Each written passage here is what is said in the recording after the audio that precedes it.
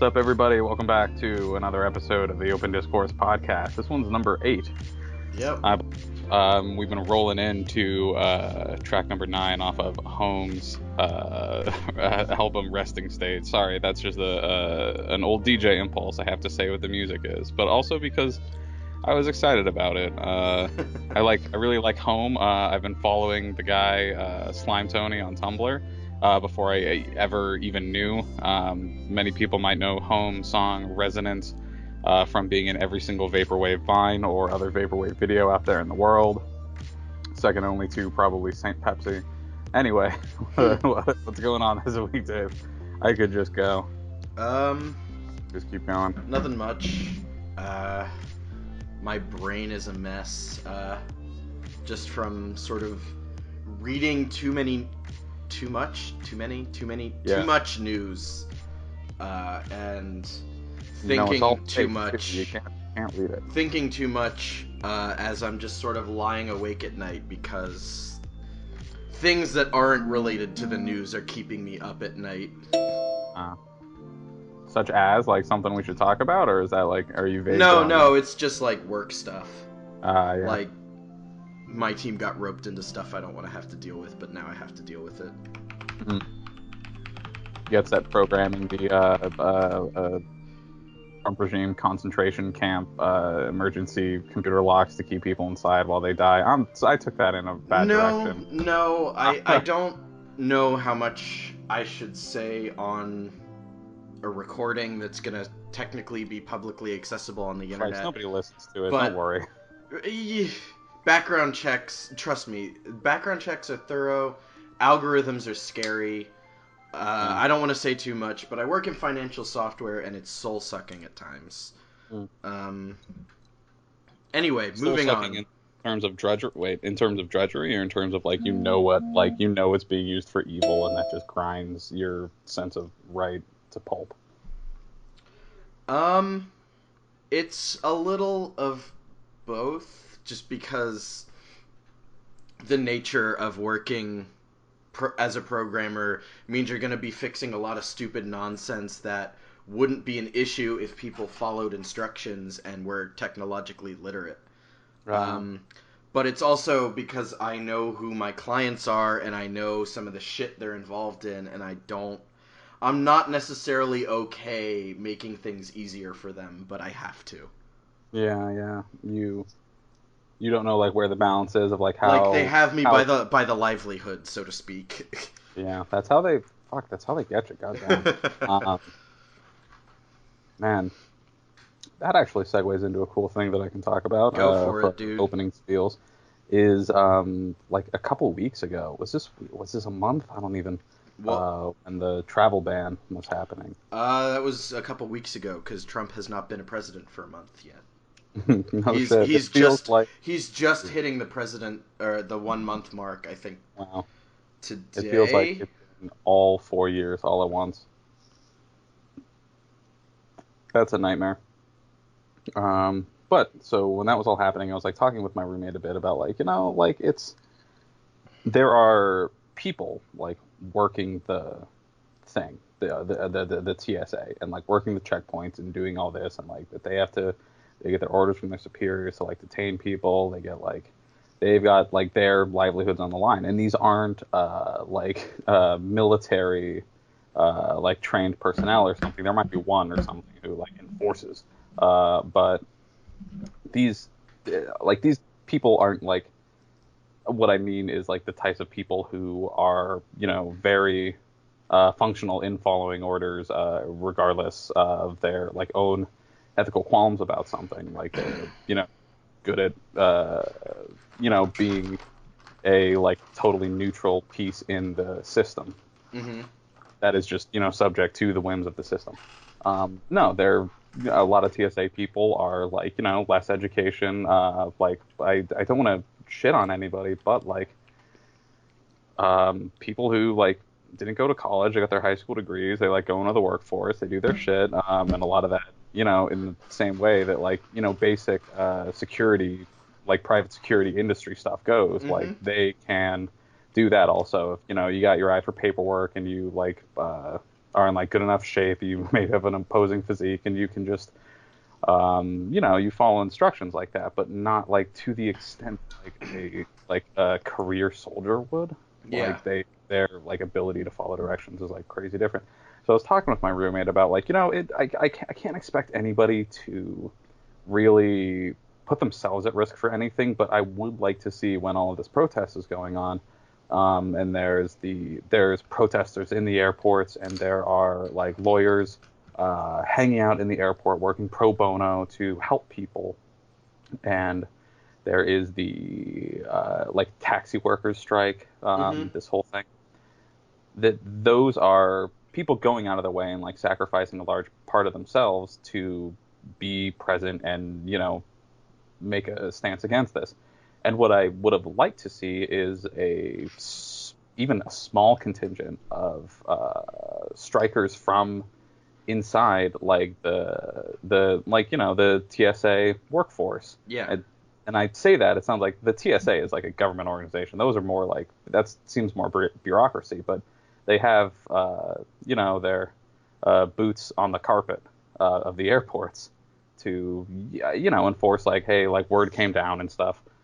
And it did, and word came down, and so these people are just like, oh shit, well, this is my job now. Like my job changed. Like our procedures have changed, and don't uh if I don't do them, like that could be my ass. Like I'm gonna get fired.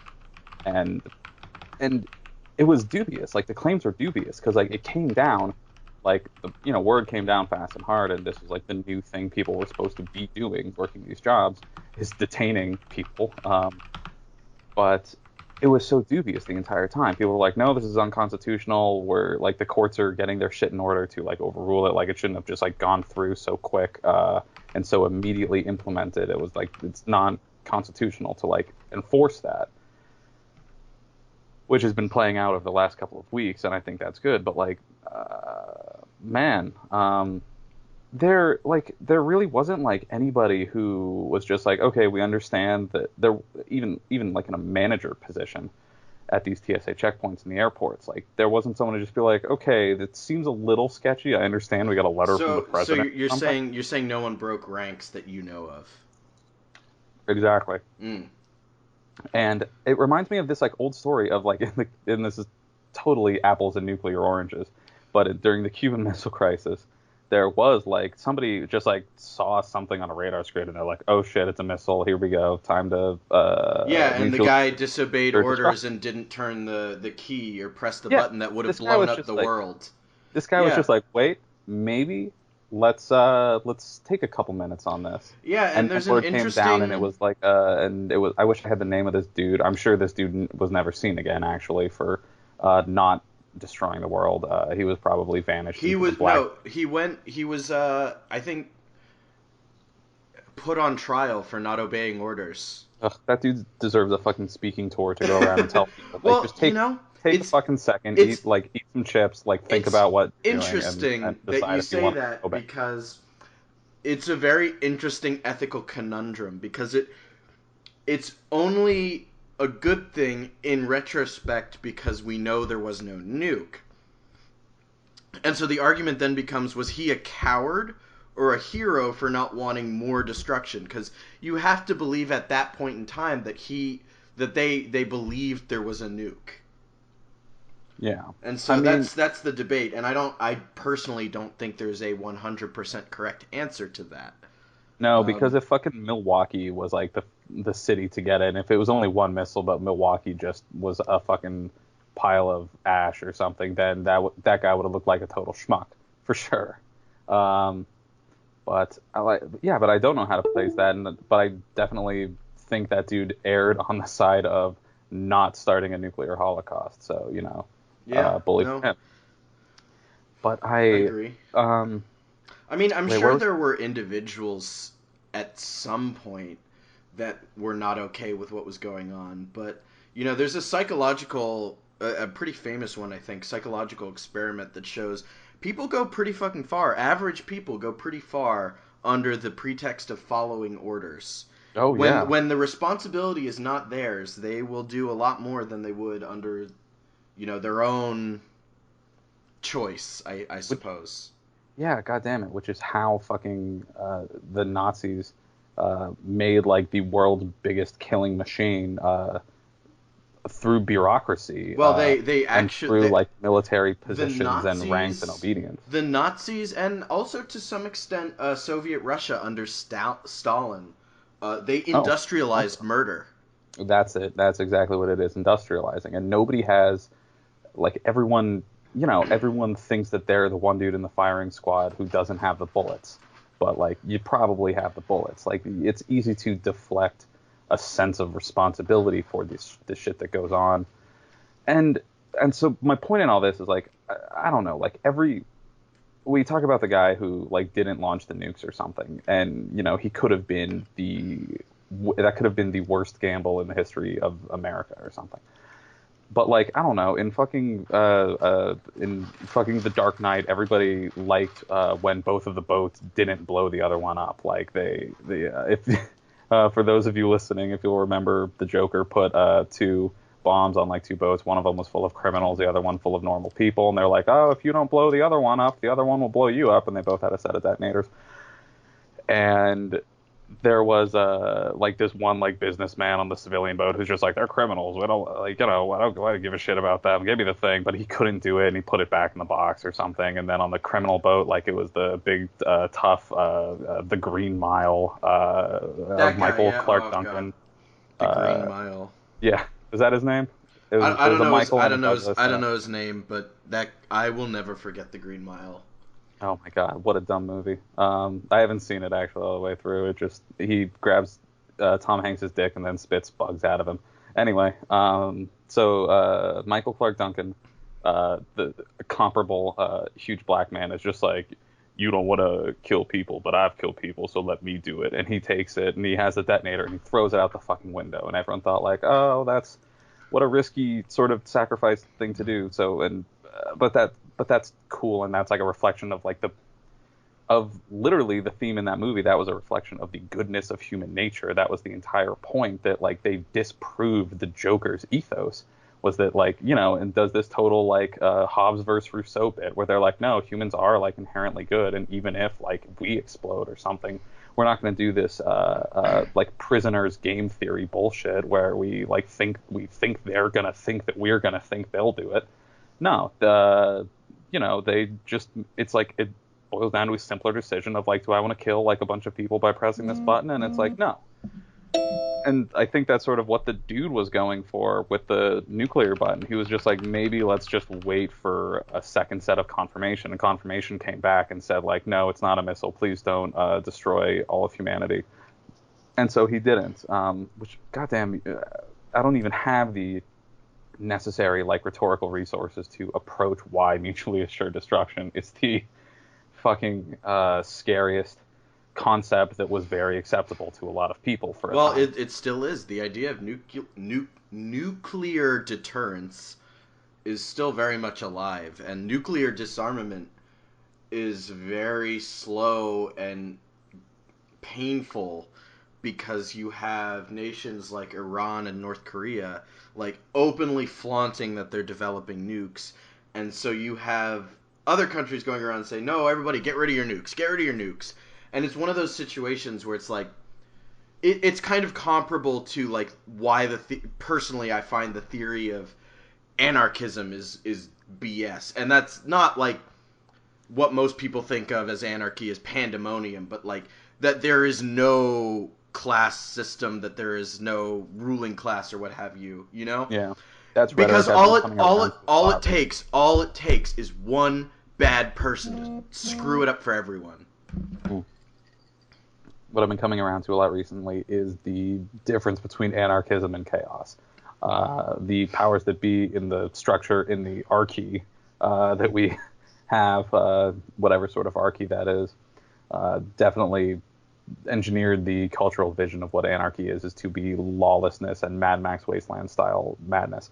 But I'm definitely I gotta remember if it's either Hobbes or Rousseau who thinks humans are inherently good, but I think humans are inherently good. My point is in all of this is that like I came to this discussion. I was on the subway with my friend, and I thought like I can't expect anybody to risk their job to make a statement on this, but like Well, it would have been so like that's enheartening to an see that interesting part of the concept fallout of the right fucking there, ban. because with all these protests, there was a national immigrants strike day, and a lot of employers were actually on board with it. And it's like, Yeah, that just happened recently. it's an The day without immigrants. interesting but uh, probably inconsequential like mental debate I've had is like, is it really a strike if there's nothing on the line? Mm. I mean, it is, but like I remember growing up reading history books about the union strikes back when unions were sort of in their infancy. They were striking against their employers, and it worked because they were all together. The people that didn't go were called very nasty names. Yeah, Um, like but patsies. like people did strikes without their employer's approval, and a lot of the Oftentimes people against their employers, which and is the right, point. and a lot of people striking now had their employer's approval or took sick days, and it's like, I was thinking about it. It's like, if I were to take a sick day and do a strike, am I really striking? Because I'm still getting paid. Isn't the point of striking? Yeah, there's a certain amount of like symbolic stuff, and there's like but I know what you mean. Like a strike is inherently, and we've talked about like non-violent, violent or It's obstructionist inherently protesting. putting yourself outside of the structures. It's inherently obstructionist. To strike is Right. to And intentionally organize people to shut down a system for a right, time. right. And that's, you know, I don't But know. like if Like the it's an inconsequential debate over semantics, really, because in function, if everyone takes a sick day, nothing gets done. If the employer says, "You know what? I believe in this cause. We're shutting down today." None of their clients get whatever it is they're selling or serving. It's which still turns into in like a protest function. of inconvenience. I Like was if gonna all of the say Starbucks was shut down, but Starbucks as a corporation it's still was in behind. function, does the same thing as if everybody just walked out, but does it send the same message? And that's, at that point, it's semantics, I think, really. Yeah. If so, I want to run like a simple model of this idea that's like, just say if it were just Starbucks or something, like the Starbucks Corporation, and if all of these Starbucks employees like manage to, in this instance, like, hey, this is our like these are like sort of political demands, like, and we are your employees, and you are nothing without like you corporate Starbucks are nothing without the structure of Starbucks selling your goods to ludicrous amounts of people. So this is what we want of you. Like, this is what we want you to do, because you are like a multi-billion-dollar corporation and you like hold a certain amount of clout in the world, and this is the action we want you to take, and we are holding your own corporate structure hostage for the time being. Right. Then that is a strike against the employer, for the employer to do something for the on the corporate level to like, I hope, like, improve working conditions and wages and such and so on and so Yeah. forth. Like, for I'm talking like Slavoj Zizek. Um, Oh man, that guy's just a meme, just a God, big internet meme. yeah. Um, so then that pushes the corporation to like to do something both for its employees, and then like in a political sphere, maybe they'll lobby a certain way, or exert their power through this or that. But if, like, alternatively the Starbucks Corporation is just like, no, we're a multi-billion, we've got stupid amounts of money, we can take a day to do this publicity political bit to To pay lip service to the cause is, I think, yeah, what you're getting at. To sort of exactly, pay lip service to the cause. support Uh, it in appearance only. yeah, in the same way that like Oreo tweeted an LGBT thing. Like, it doesn't take a lot for Oreo to do that. It takes maybe $35 paid to one of their social media interns to post on Twitter some LGBT thing. They did a little Photoshop where they made the cookie rainbow. Who gives a fuck? That so that definitely has a certain amount of impact, where like it puts a certain like kind of psychological pressure on the opposition, where like you see people on the far right and on the right in general boycotting a lot of stuff, and a lot of companies and corporations and products that speak out against Trump or about whatever XYZ is going on. And that's always like, it seems very petty, but I've also been on the side of protesting through boycott. My roommate and I don't drink Yingling anymore. We were like kind of conflicted when the Yingling CEO came out and supported Trump during the election. We were just like, should we stop drinking Yingling? It's kind of our staple Yeah, beer. I think you've And mentioned then that. once Trump got elected, then the pressure's kind of on us more, where we're like, okay, now we You really know, have to switch to it's PBR. But who interesting knows because if PBR is even like better it's in that regard. interesting because I've heard so much back and forth about this notion of ethical consumption, if that makes any Yeah. sense when I say Oh, that. I And know. like It's I've so I've heard everything ranging from there is no such thing as ethical consumption in a capitalist society, from people like my friend Andrew, who we had on a while back, the card carrying socialist, who openly admitted this. This is not me slandering. He admits that he's a socialist. He doesn't care, which is fine. I'm not. I do too. I was fucking But to this sort of weird idea that I had for a time that I still wish was a reality, but I've realized it is impossible, that one's consumption can be separate from one's politics. The reality is probably somewhere in between the two. But I've noticed a lot of people, when they get mad at boycotts, and this is all sides of the political spectrum, all spots on the political spectrum, when they get mad at a boycott or a divestment effort, it's that they want to exist in this sort of mythical place where you can give someone your money and have it completely unrelated to things they use that money for. yeah. And it's sort of And this interesting notion that we have in the US. I don't know if other countries have this. I can't speak to that. But this interesting notion we have in the US that money is equal to speech. And yeah, if you have something to say it now, because I'm about to go off on a tangent. I would say there's Um, definitely a precedent set in American culture for an amount of money being equal to a certain political amount of speech and influence, well, I mean, both on big scales the and so the successful this. nomination of Betsy DeVos is a prime example of, she invested in the Republican Party, and the return on her investment was, she is now the Secretary of Education, because I think everyone across the political spectrum is willing to say that she is not qualified for the job she has been given. And And she a was big given it. She has not earned it. And so there's like a big thing in America, like a big, I don't want to say angst. Is it an angst or just a, a dissatisfaction in everyone knowing that there's an excessive amount of money in politics? So a certain amount of rhetoric pops up saying that like, hey, this is how you use your money to be to influence politics in the tiniest possible fucking way by using your quote consumer vote, because we exist in a culture where we expect that money is the way you influence politics, which is a goddamn shame. Yeah.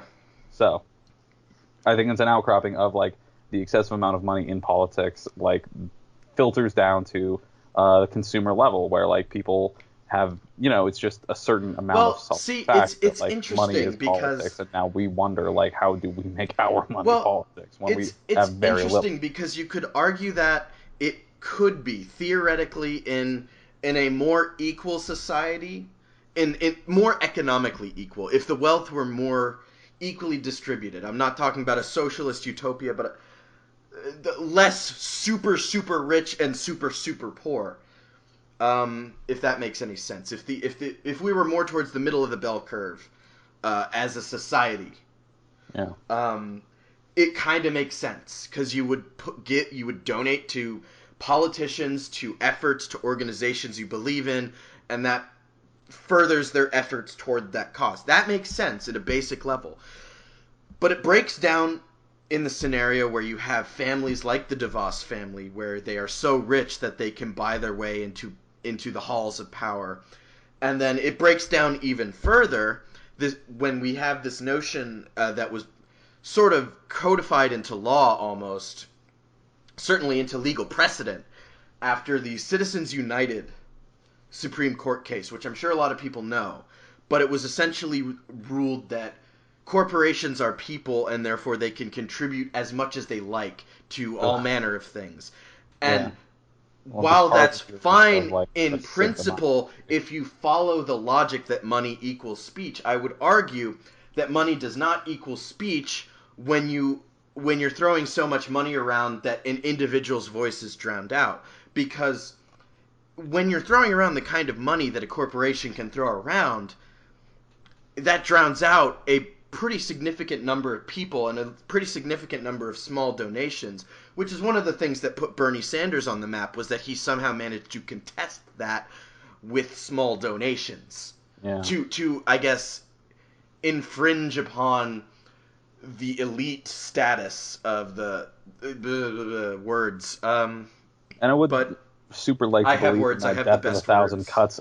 I would Uh, love to believe in that death of a thousand cuts ability for like the broad normal people to like stand against like well, huge billion-dollar what I was gonna say agendas. is it breaks the idea falls apart because when you rule that corporations can use money to further their interests in politics, it sort of devalues the idea of money equaling being equal to speech for individuals, for small entities Yeah. composed of groups of people. Because when you think about it, a corporation is not a person. It's not even a handful of people.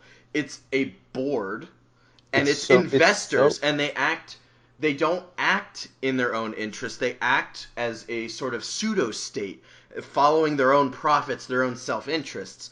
So when you we allow talked. them to buy influence, you are essentially allowing smaller pseudo states to further their own interests in the government with sums of money that are far beyond what an ordinary what most individuals can afford. Or what even a large collective of individuals could begin to afford, which is something like we saw like with Bernie. Was it was kind of like this death of a thousand cuts approach. Like we're gonna show like the power of the people, Well, uh, Bernie, I would but argue, was defeated not so much by money in politics. He was defeated by the political machine that is the Democratic Party. true they fucked him and themselves over in that regard. But to not to get And too deep into that, as but much as I dislike Trump, one thing you have to give him credit for is that he managed to steamroll the political machine of the Republican Party. yeah, by embodying the problem of money in politics, this man is Oh yeah, no, himself a corporation. We talk I'm about not corporations saying being people. This is a corporation in I'm a not man became saying it's a president. good thing. I'm not really putting any value judgment to it. But he was able to do that one way or another. Yeah, He which, broke a political machine. well, so what? He proved that it was a Though I don't very think like he did thin, that that on it was a very thin purpose. barrier between politics and corporatism. Yeah, Well, I don't. and I I'm not think surprised. the Republican Party was in a much more precarious position in the sense that it sort of was dealing with an identity crisis as to the old, purely fiscal conservatism of I want pre-Reagan, I would say, Mm. and Reagan era, I guess, without the religious nonsense, and then the Tea Party that popped up around 2008. And I honestly think that the Democratic Party will find itself in the same position in 8 years, because No, as much as I it's appreciate the mobilization that's happening, if you look in terms of trends and how things are going, we're seeing the liberal half of the political spectrum behaving as the conservative half did when Obama was elected. And that's it gets stuff done in the short term, but we're going to find ourselves with a radical liberal Tea Party, and it's I this is now purely speculative on my part, but I think we're just going to end up in this negative feedback loop, and I have no idea how it's going to stop. I heard like exactly that same concept on Dan Harmon's podcast Harmontown recently, where he was talking about like Obama got elected in 2008, and immediately the Tea Party like springs up because these are people who are like, okay, it's a black president now, all cards are like off the table or something. Like for for them, which I definitely want to say this is like a racist amount of people. Well, For I them, think this you're was like, mischaracterizing it because there were a handful of people that believed that, and they used other things to make people sort of rally to their cause. Like this, true. Obama's a socialist. He wasn't born in America. Um, Yeah. that stuff, which was more widely disseminated than just he's a black man. The idea behind this, from what I remember of what Dan Harmon was saying, which I hope I do, was that like when for a lot of Republicans, a lot of far right, but A little bit of Tish, a Freudian slip there. I'm gonna start saying that. But The alt white. there was a certain point where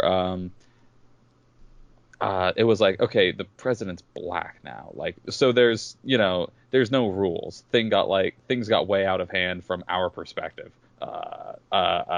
So, let's go all in. Like, let's go fucking berserk. Like, fuck the rules. Like, we're gonna railroad it because there's like fewer consequences or whatever now. Or we can't like abide by the like pretending of uh like placidity and like politeness. And so that's what the Tea Party came up out of, was like, okay, well, now we have to go super hard because the president's black. And exactly like what you were saying, like now that the tables have turned, it's like an opportunity for the left and the far left to be like, okay, so It worked for nothing them. We'll make it work for us. nothing makes sense anymore, especially in regards to how, and I've talked about this before, nothing makes sense anymore because fucking Trump like literally slid over every single thing that would destroy every single other person. He's the fucking untouchable man, and I do not mean that to his credit. It's fucking infuriating. But as I've said before, I say all the time, it undermines my sense of common sense and reality. It undermines my sense of cause and effect in like what everything I expected and knew, if you're existing in a political sphere, would be reasonable consequence. He has overcome every reasonable consequence that our culture and political system could put on a motherfucker. So, yeah, now's the time for the left to resort to balls the fuck out. Do whatever you can to take him the fuck down. Like a lot of people did with Obama, and a lot of people, I guess that's what turned into Trump.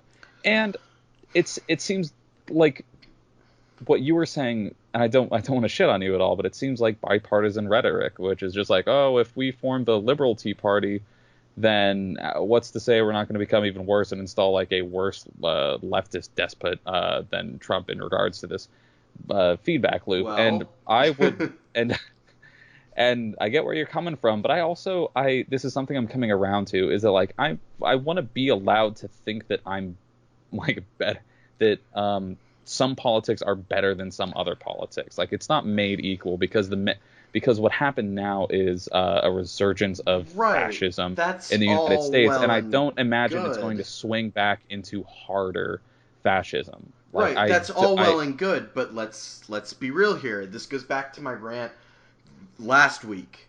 You have to think beyond the scope of you. You have to think beyond the scope of the here and now.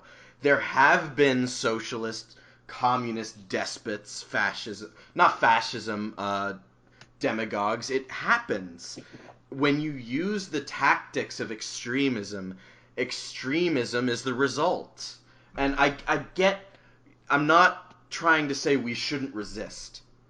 Because personally, separate from a lot of what I'm saying, I've been struggling with this because personally, I think a lot of what's happening is wrong in a lot of ways, and I see the historical parallels, and it's frightening. And I think, this is history. We can't let it happen again. But, how do we de escalate? Is what I'm trying to think. Because this goes to your rhetoric before of, not giving people a platform. that's all well and good if it's, somebody openly advocating for murder and the suspension of human rights, but when it's somebody that you just disagree with, and this is, speaking rhetorically in a general sense, you have to differentiate.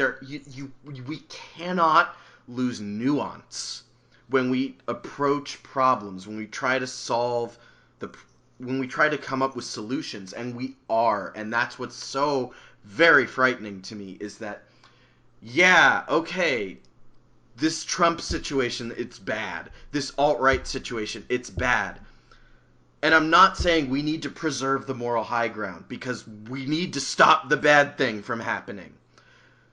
But we can't also let ourselves become the bad thing, because no one thinks they're the bad guy. Donald Trump thinks he's amazing. Trump supporters think he's doing amazing things. They don't see things the way we do. Trump supporters thought that Obama's presidency was going to be the apocalypse in the same way that we see the Trump presidency. Right. And we can't equate the two. My point is that exactly, I mean, in a different sense, that, yeah, you can't equate the two. Like, I feel like this goes back to my argument. What does a movement do when its purpose is fulfilled? Does it dissipate, or does it seek to perpetuate itself? Look at what's happening with the alt-right and Trump. This was a movement that formed as a response to Obama, a perceived threat to their lifestyle in terms of whatever you name it, race, economic status, societal systems. This was a perceived threat, and so they radicalized in order to deal with this threat. The threat is dealt with. Are they dissipating? No, they're going further. They're continuing. They're necessitating their own existence by inventing problems. What is to say that we won't do the same thing? What is to say that we won't become so wrapped up in this struggle that we won't start to see enemies where there aren't any? And this is all hypothetical, because I'm not saying, I'm not trying to do all this hand-wringing and say, we need to stay civil, we can't stand up for what we believe in. But we have to understand that when you have to set a goal, and when it is met, you have to say, okay, we did what we wanted to do. Yeah. We're done. I agree with that. I agree with that entirely. And that, those, problems could arise. And of course, any good social movement, the goal is to put themselves out of business by solving the problem and then being done. But I don't know, it all smells to me like this bipartisan false equivalency. I definitely understand the need to keep eyes out and be wary and be self-reflective enough to not fall into the same sort of ethical trappings and despotism once you've overthrown a despot. But I don't know. I want to at least be confident in my own political views to say that that we are not them, that we are not going to do these same things, because we fundamentally have different plans and See, this different is where ideologies. I would sort of break from you, because I used to feel that way. I used to be a much harder core liberal than I am today. I was probably what would be called a progressive. I was fully on board with a lot of these ideas, but you see so many appeals to authority, and this notion that the government can solve all of our problems. Well, the government is making our problems now, because when you subscribe to this notion of a powerful authority that imposes what you see as right on the world, that's all well and good, but in a democracy, that doesn't last forever. And even in a monarchy, you don't have a monarch that lives forever. This idea of the benevolent tyrant, the benevolent authority, it's always, and if you look in history, it's always followed up by a horrible, underqualified reign of terror by some demagogue, despot, crazy. Think Nero in Rome, that just burns it to the ground. And I started seeing that rhetoric pop up in liberal circles where we are right, they are wrong, and we are going to impose our view on them rather than attempt to make it happen and compromise. And yeah, I'm being a bipartisan piece of shit. I'll openly admit that. And I'll admit that there are times when you can't really afford that. I'll cede that to you as well. But the idea that one side is always more correct than the other, I'm going to call bullshit on that. Because Okay. all you're doing is laying the groundwork for terrible things to happen later. Yeah, that's a fair point. So like look at this bathroom look at the transgender bathroom issue. Sorry, I'm still in rant mode. Yeah, It hit it. wasn't an issue until someone made it an issue. Because here's the story. You pass as what you want to be, nobody questions whether you're in the right bathroom. If you Yeah. don't pass, then you don't go into the bathroom that doesn't belong to you. And if you're not passing, odds are nobody's going to say, "Oh, look, it's a woman in the men's room. Let's Yeah. do terrible things to her." It probably happened a couple times because the statistical reality of humanity is bad things always happen forever. But it wasn't an issue until people made it an issue, and then it became a legislative issue, and now look what? Guess what? It's on the conservative agenda to fucking get rid of it, and even probably go so far as like, let's check your genitals at the bathroom. Like, It's suddenly top 5 things that the world hinges on. right, exactly. And it all it comes down to, it was an issue of comfort. And why is the federal government weighing in on that? Why are state governments even weighing in on that? That is a private issue. And It's the I'm sorry, bathroom. It's I'm literally off all on about I'm off on privacy. a tangent. But the point of what I'm saying is, like, when people appealed to the government to fix a personal problem, to fix a problem at the individual level, it suddenly became a societal issue. Hmm. What is this drawing back to? I am following your rhetoric That currently, by but I got lost to the main point of it. the main point was that we can't suddenly think authoritarianism is okay because it's us and we're better than them, or that their tactics are okay because it's us and we're better than them. Like, yeah, it works, and I understand the value of that. I'm not advocating for The for value left of that authoritarianism. effectiveness, but we have to know, we have to exercise restraint. We can't let ourselves fall into the trap of our opponents and thinking our way is the only way. And this goes back to the fundamental truths thing I went on about in the very first episode, I think. You know, but I think you agree with me that we can't impose our will on others just because we're right and they're wrong. Hmm. But you have to look at, you and I, we went to the same school. Yeah. And think back to some of the big issues on campus that were social issues. And you always had people saying, Juniata doesn't value intellectual diversity. What was your first thought when people said that? What is intellectual diversity? Conservative opinions.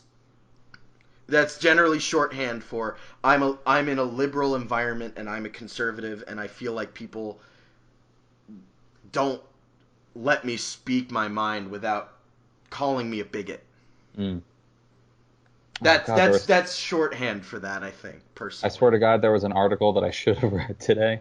I saw it popping up on Facebook from some professors that was like a sort of open letter to young conservatives at like primarily liberal environment schools, and like what trying to relate to that experience, and also like the proper way to approach that. Hmm. And I didn't read it. That would have put me at such a cool edge in this conversation. Anyway. Yeah, well, basically what I'm getting at here is that when problems popped up at our very liberal college campus, because we were a very liberal college campus, I think you can admit that. I can admit it. Yeah. Um, we had Well, suddenly tons of conservative students chiming out that they were being belittled. And now some of that's probably false flags, but when so many people are doing that, it's worth looking into. Because when you shut down opposing views, you become the problem, in my opinion. You know, and this ties into what you said last week about not giving people a platform to spread hate. And I think and I'm gonna turn around, and I'm sorry for people who are listening because I'm jumping all over the place. I'm sorry if I'm hard to follow, but I understand not wanting people to have a platform to advocate violence, but we have to understand where that is, where that line is. And there's a lot of liberal hand-wringing about that. You know, when people say, oh, you know, don't give people a platform to spread hate. And I don't think it's without reason, because often the argument you'll hear is, well, the punch a Nazi debate. Yeah. How do you well, how it's not okay to, I don't think it's okay to punch a Nazi, and this is not me. This is like a hypothetical that's sort of an aggregate of things I've seen. You know, I don't think it's okay to punch a Nazi because, you know, who gets to define Nazi? And it's like, okay, I get your point. You know, this goes back to, like, you know, what would hate speech under an Obama administration versus hate speech under a Trump administration be classified as and codified into law? You know, or enforced, I suppose.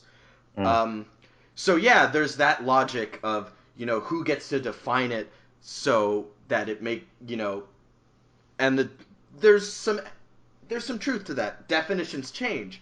But to them, I would say the hard line that I am never willing to cross, either direction, is if somebody's openly unabashedly advocating for the suspension of human rights or violence or both. They've given up their privilege and right to be a member of civil society. And to me, it's as simple as that. And that ends the whole debate. Right there. But the problem with what I've seen happening on college campuses, and this is just from reading news, is that you will get college campuses refusing or turning down speakers, or I guess banning speakers, who are like Bill Maher. Is that how you say his last name? Sure. Bill Maher? Yeah. Condoleezza Rice, because people think they're Islamophobic. Okay, well, if you think they're Islamophobic, neither of them are advocating for, you know, death to the Nation of Islam, or Islam is, like, the root of all evil. They're critical of it. They are not advocating violence. They are not advocating the suspension of civil rights. So if you oppose their views, why would you not listen to them? Because if you listen to them, you can counter their arguments, you can disarm their arguments, because they are participating in a civil exchange. People like Richard Spencer, as much as he likes to claim he is not participating in a civil exchange. He is advocating ethnic cleansing. He is advocating the removal of certain populations from the United States. At the very least, being calm in a suit and speaking softly does not make that civil discourse. He's advocating at the very least a population displacement, if not genocide. Annihilation. Right. You know, at that point, you've given up the right to be a member of civil society, to participate in civil exchange. And that's that. No debate. It's such an easy rule. And I'm basically, sorry, I got on a tangent. My point is going all the way back to why we can't let ourselves become like the right. You know, they will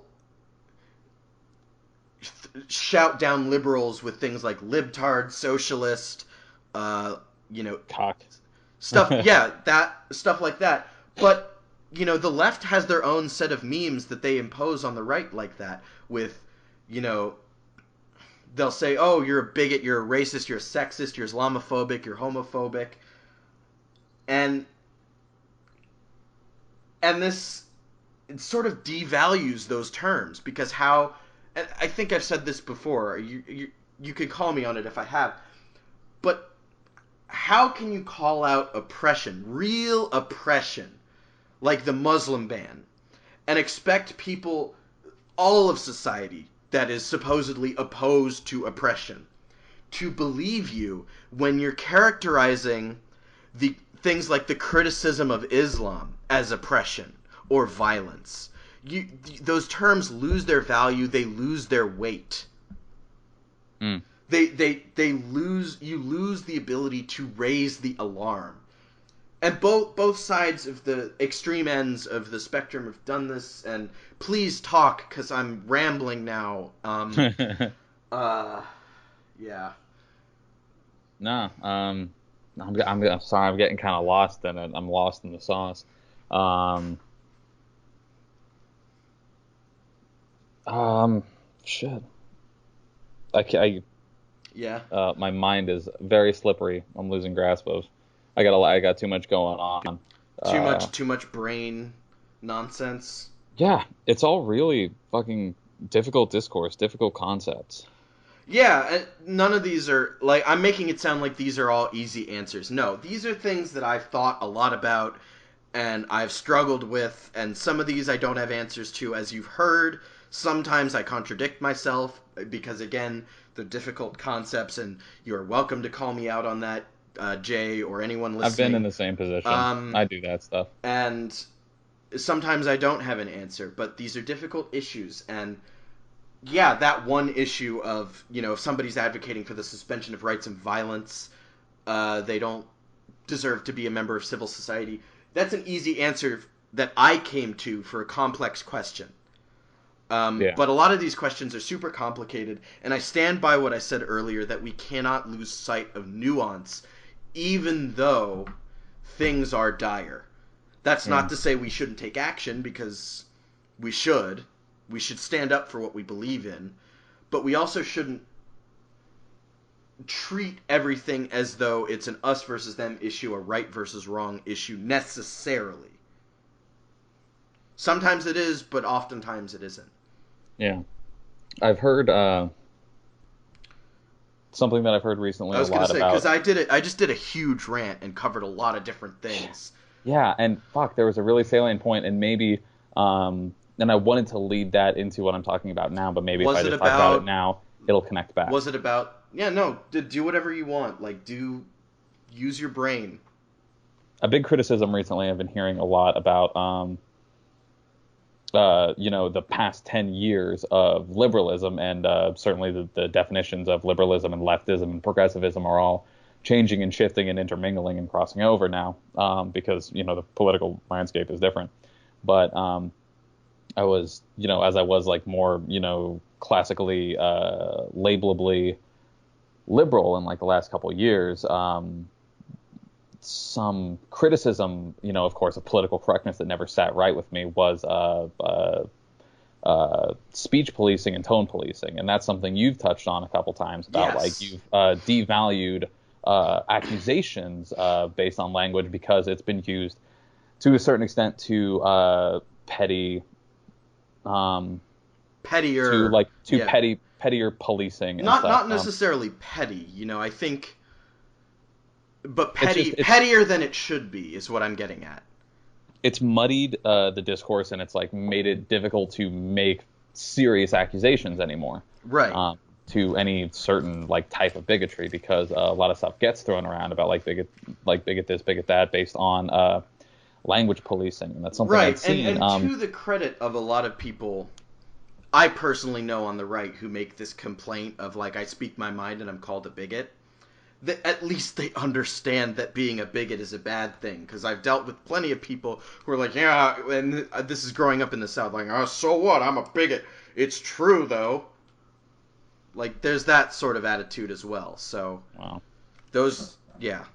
And I guess I'm not speaking to that, but I guess to the left people who that is their most active I don't know, activity to, maintain their politics and their worldview is language policing. Somebody posed a, God, I wish I could quote this back. I wish I could find, it was some kind of post that was exactly to the point of focusing on context and nuance and meaning rather than the explicit language. Because there was, and I will paraphrase to the best of my ability what I remember this post being, and for Christ's sake, I'm going to say some slurs, and this is definitely not me. I mean, you could And just indicate what the word is if you don't want to say it. maybe, no, I'm going to, because maybe this indicates exactly my point, because like I'm a white boy. Well, And real saying, fast, before you do, just to add some brevity and please don't forget what you're going to say. You don't have to respond to what I'm about to say. You just reminded me of a bit by Bill Burr, who's an amazing comedian. I find him hilarious, about when people say the N word versus the word itself. He's like, well, now you made me think it, you asshole. wasn't that Louis C.K. Oh saying shit. whenever you I say think the N word, you force people to that's think right. it in their Sorry, own mind? I'm getting my funny comedians mixed up. Thank you for No, calling me on my bullshit. no, no. But I do No recommend Bill worries. Burr. He's really funny. He's kind of like this weird. He straddles the line of like blue collar comedy and a liberal. Yeah. He has a new special on Netflix where he talks about what part of his bit. He goes off about Donald Trump for a little bit, and I thought it was really funny because it's kind of a unique perspective. Oh, what was his? I've seen that. What was his Netflix thing called? I forget Never something mind. about hurting feelings. I think. No. So I'm using this as like a sort of like sociological exercise, I guess. Yeah. I really want to caveat myself to like make sure I don't come off like an asshole. The point about this is that like good progressivist ideology gets muddied up in specifics and surface sort of content instead of like focusing on the meaning of it. Somebody made this post about like this is the problem with political correctness. And look at me, I'm very much progressive. I'm not like at all saying, like white dudes like me should be able to say whatever the fuck egregious slurs they care to at any given moment. That's not what I'm saying at all. But the level of language policing falls sort of counterproductive in this way. Individual number one is a dude wearing a stained tank top and a trucker cap that says something about truck nuts, and he says like, yeah, I don't give a shit if the faggots want to get married. Like that's, I don't give a shit. They can pack each other's fudge as much as they care to. Don't do me none anything. Something to that effect. And that's literally hard for me to say. The old cursive F. But on the flip side, then you have something to be like, well, as much as I do respect the as much as I do respect the lifestyles and okay, just lifestyles, no and. As much as I respect the lifestyles of alternative sexuality and gender representation, I do not feel that they have a specific place in American society. Something like that, where like uses all the correct terminology. They may say like LGBTQIA plus whatever. Like it exemplifies like the dude who says the cursive F like has the better progressivist ethos, even though it hasn't really sank in that he probably shouldn't say the cursive F. Right. But the other dude who speaks with all the correct terminology, or I don't know, says alternate sexualities or LGBTQIA or like our queer brothers and sisters, they can say our queer. Anyone can. The worst bigot in the world can say our queer brothers and sisters, Right. and then espouse hate. Out of it, that's kind of the key point of it, is that like you have to understand the meaning and the nuance and the context, meaning and the Right, nuance and the yeah, you context can of whatever use it is. any number of words to express horrible ideas, and you can Because that's use exactly and you that's can exactly use what fucking Dick Spencer and Milo Skopatopoulos or whoever the fuck. That's exactly what these people do. They put on this fucking face of like, oh, I'm civil discourse. I'll fucking I just want to civilly debate you about why races are right, and bad. that's And why I was arguing that it's so important that we save these words for the situations that call for them. Because I Bill Maher is not a bigot. He may be an no, asshole. he's such an He may asshole. be self-important. He may be pretentious, but he's not a bigot. He's a self-righteous atheist prick. That's what he is. Call him what he is. Yeah. But he's not advocating for the death of every Muslim. No, and you can be. He's not saying that Muslims are inherently less than. And the problem is that you can be a very humble, likable, friendly, personable, agreeable, fucking racist, and that's the problem. Is that like you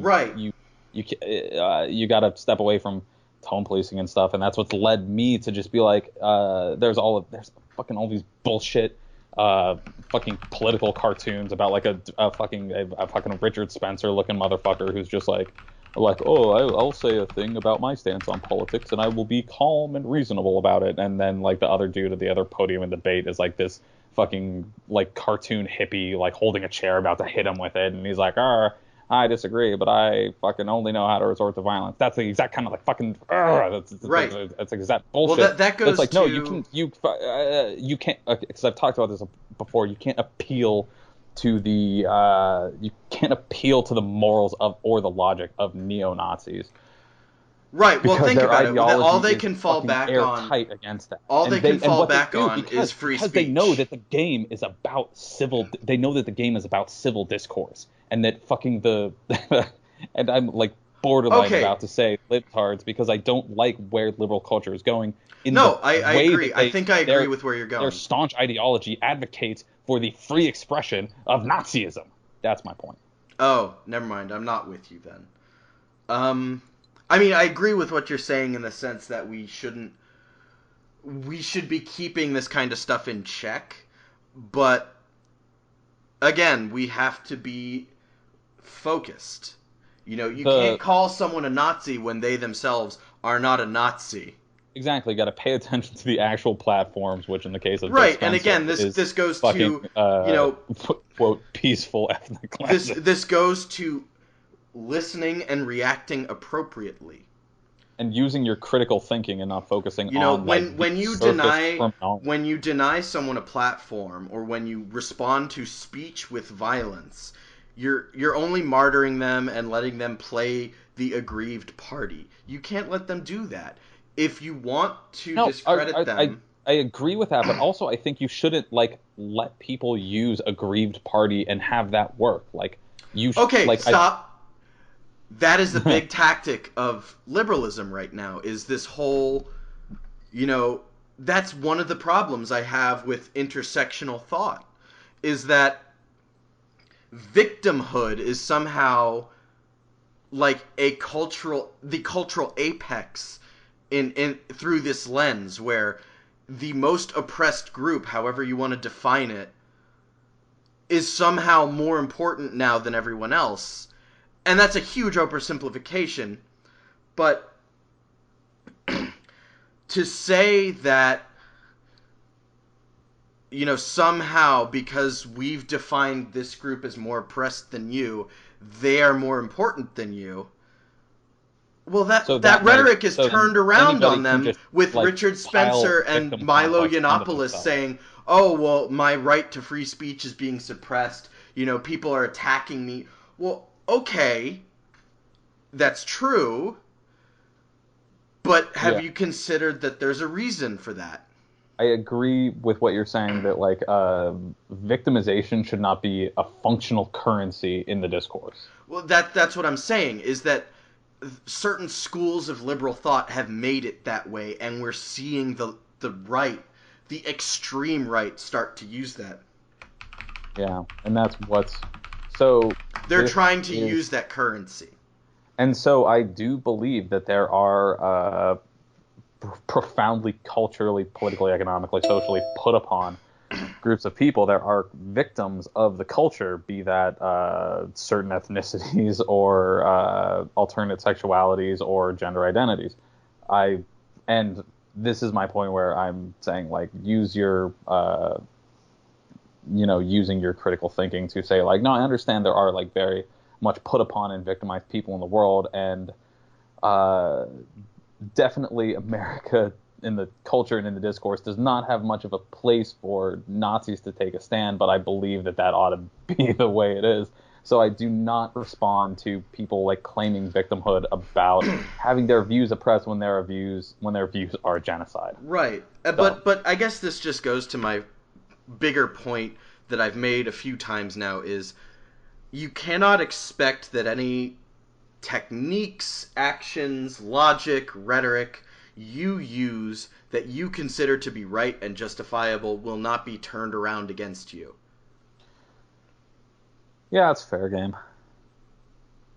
And to some degree, that's inevitable because society's defined by the give and take between various groups. But And definitely, like, the Nazis are going to use whatever is like the most effective strategy to weasel their little shitty ways into the discourse and the culture, and I mean, you gotta be vigilant about that. basically, what I'm saying is we can't let ourselves fall into this rhetorical trap of easy answers and blanket logic. You know, you have to look at every situation and you have to think about it and think critically. And I still I want to fundamentally believe that everybody is capable of that, and I want to believe that people are fundamentally good. But I'm Blanket having a much logic is a harder good time term. recently. I want to write that down and pin that on the little wall of our podcast. Blanket logic, being, yeah, definitely very much the problem. And I think you we know, agree on. I think, and this is some speaking as someone left of center. I'm going to criticize. I should have said this way earlier, like episode 1. Speaking as someone left of center, I'm probably going to criticize the left side of the political equation more often than not the right, just because that is the side I believe myself to be a part of, and I want to clean my own house, if that makes any sense. True. Yeah. And I I think something we need to get over collectively as liberals, as progressives, as leftists, as left leaning moderates, whatever you want to call yourself. hmm We have to get over this idea that Trump just sort of happened, that we had no role to play. You know, we played several roles here at all levels, at all ranges of the left side of the spectrum. You know, Yeah. on my part, on the left-leaning moderate part, you know, it was just apathy towards the plight of the working poor, or no, rural America, Rust Belt America, the white working class, what most people would say, just general apathy towards that situation. Uh, Further down the left side of the spectrum, sorry, my throat's getting a little sore. I probably should have gotten some water.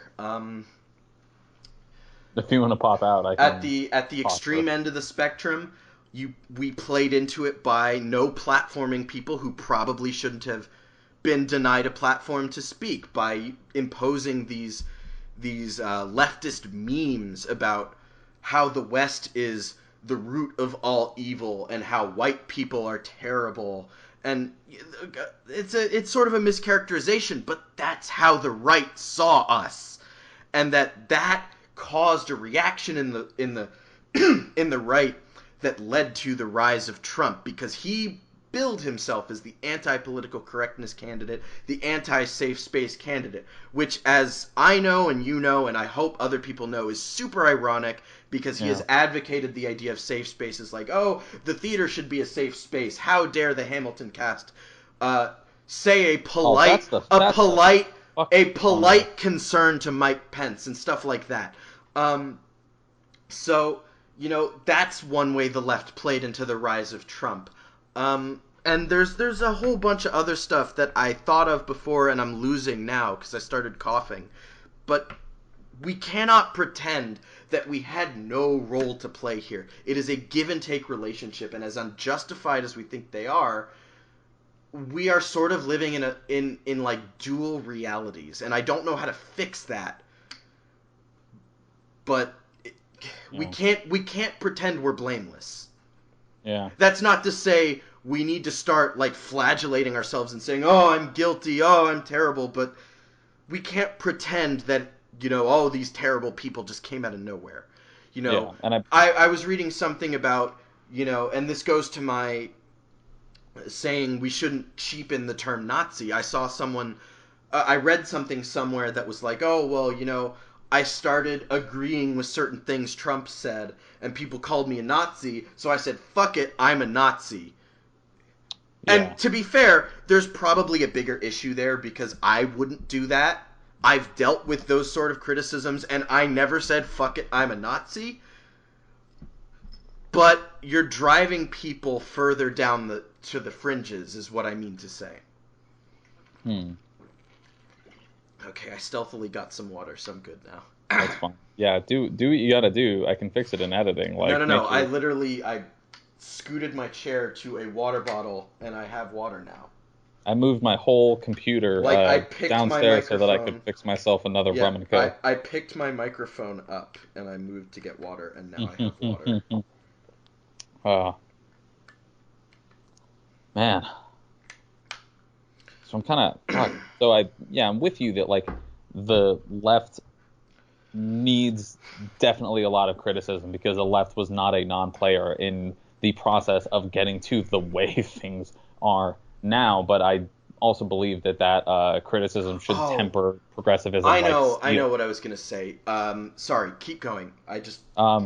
No, but that was the rest of it. Aside from the criticism that you should be, that I would, not that you should, not that I'm saying you or anyone else listening ought to do any certain such thing, because I'm non-confrontational. What I was gonna say is criticism should fucking hammer the right back off of their fucking bullshit pedestal. Yeah, what I remembered what I was gonna say is the way that the establishment left, so probably like, older Democrats played into this was through this sort of elitist neoliberalist nonsense that clearly hasn't been working, that sort of left whole entire segments of America in just the reset in the in the shadows, just completely forgot about them. Like the Hillary Clinton Democrats,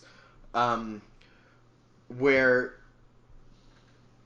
it was just sort of a corporate sort of pseudo liberalism. Yeah.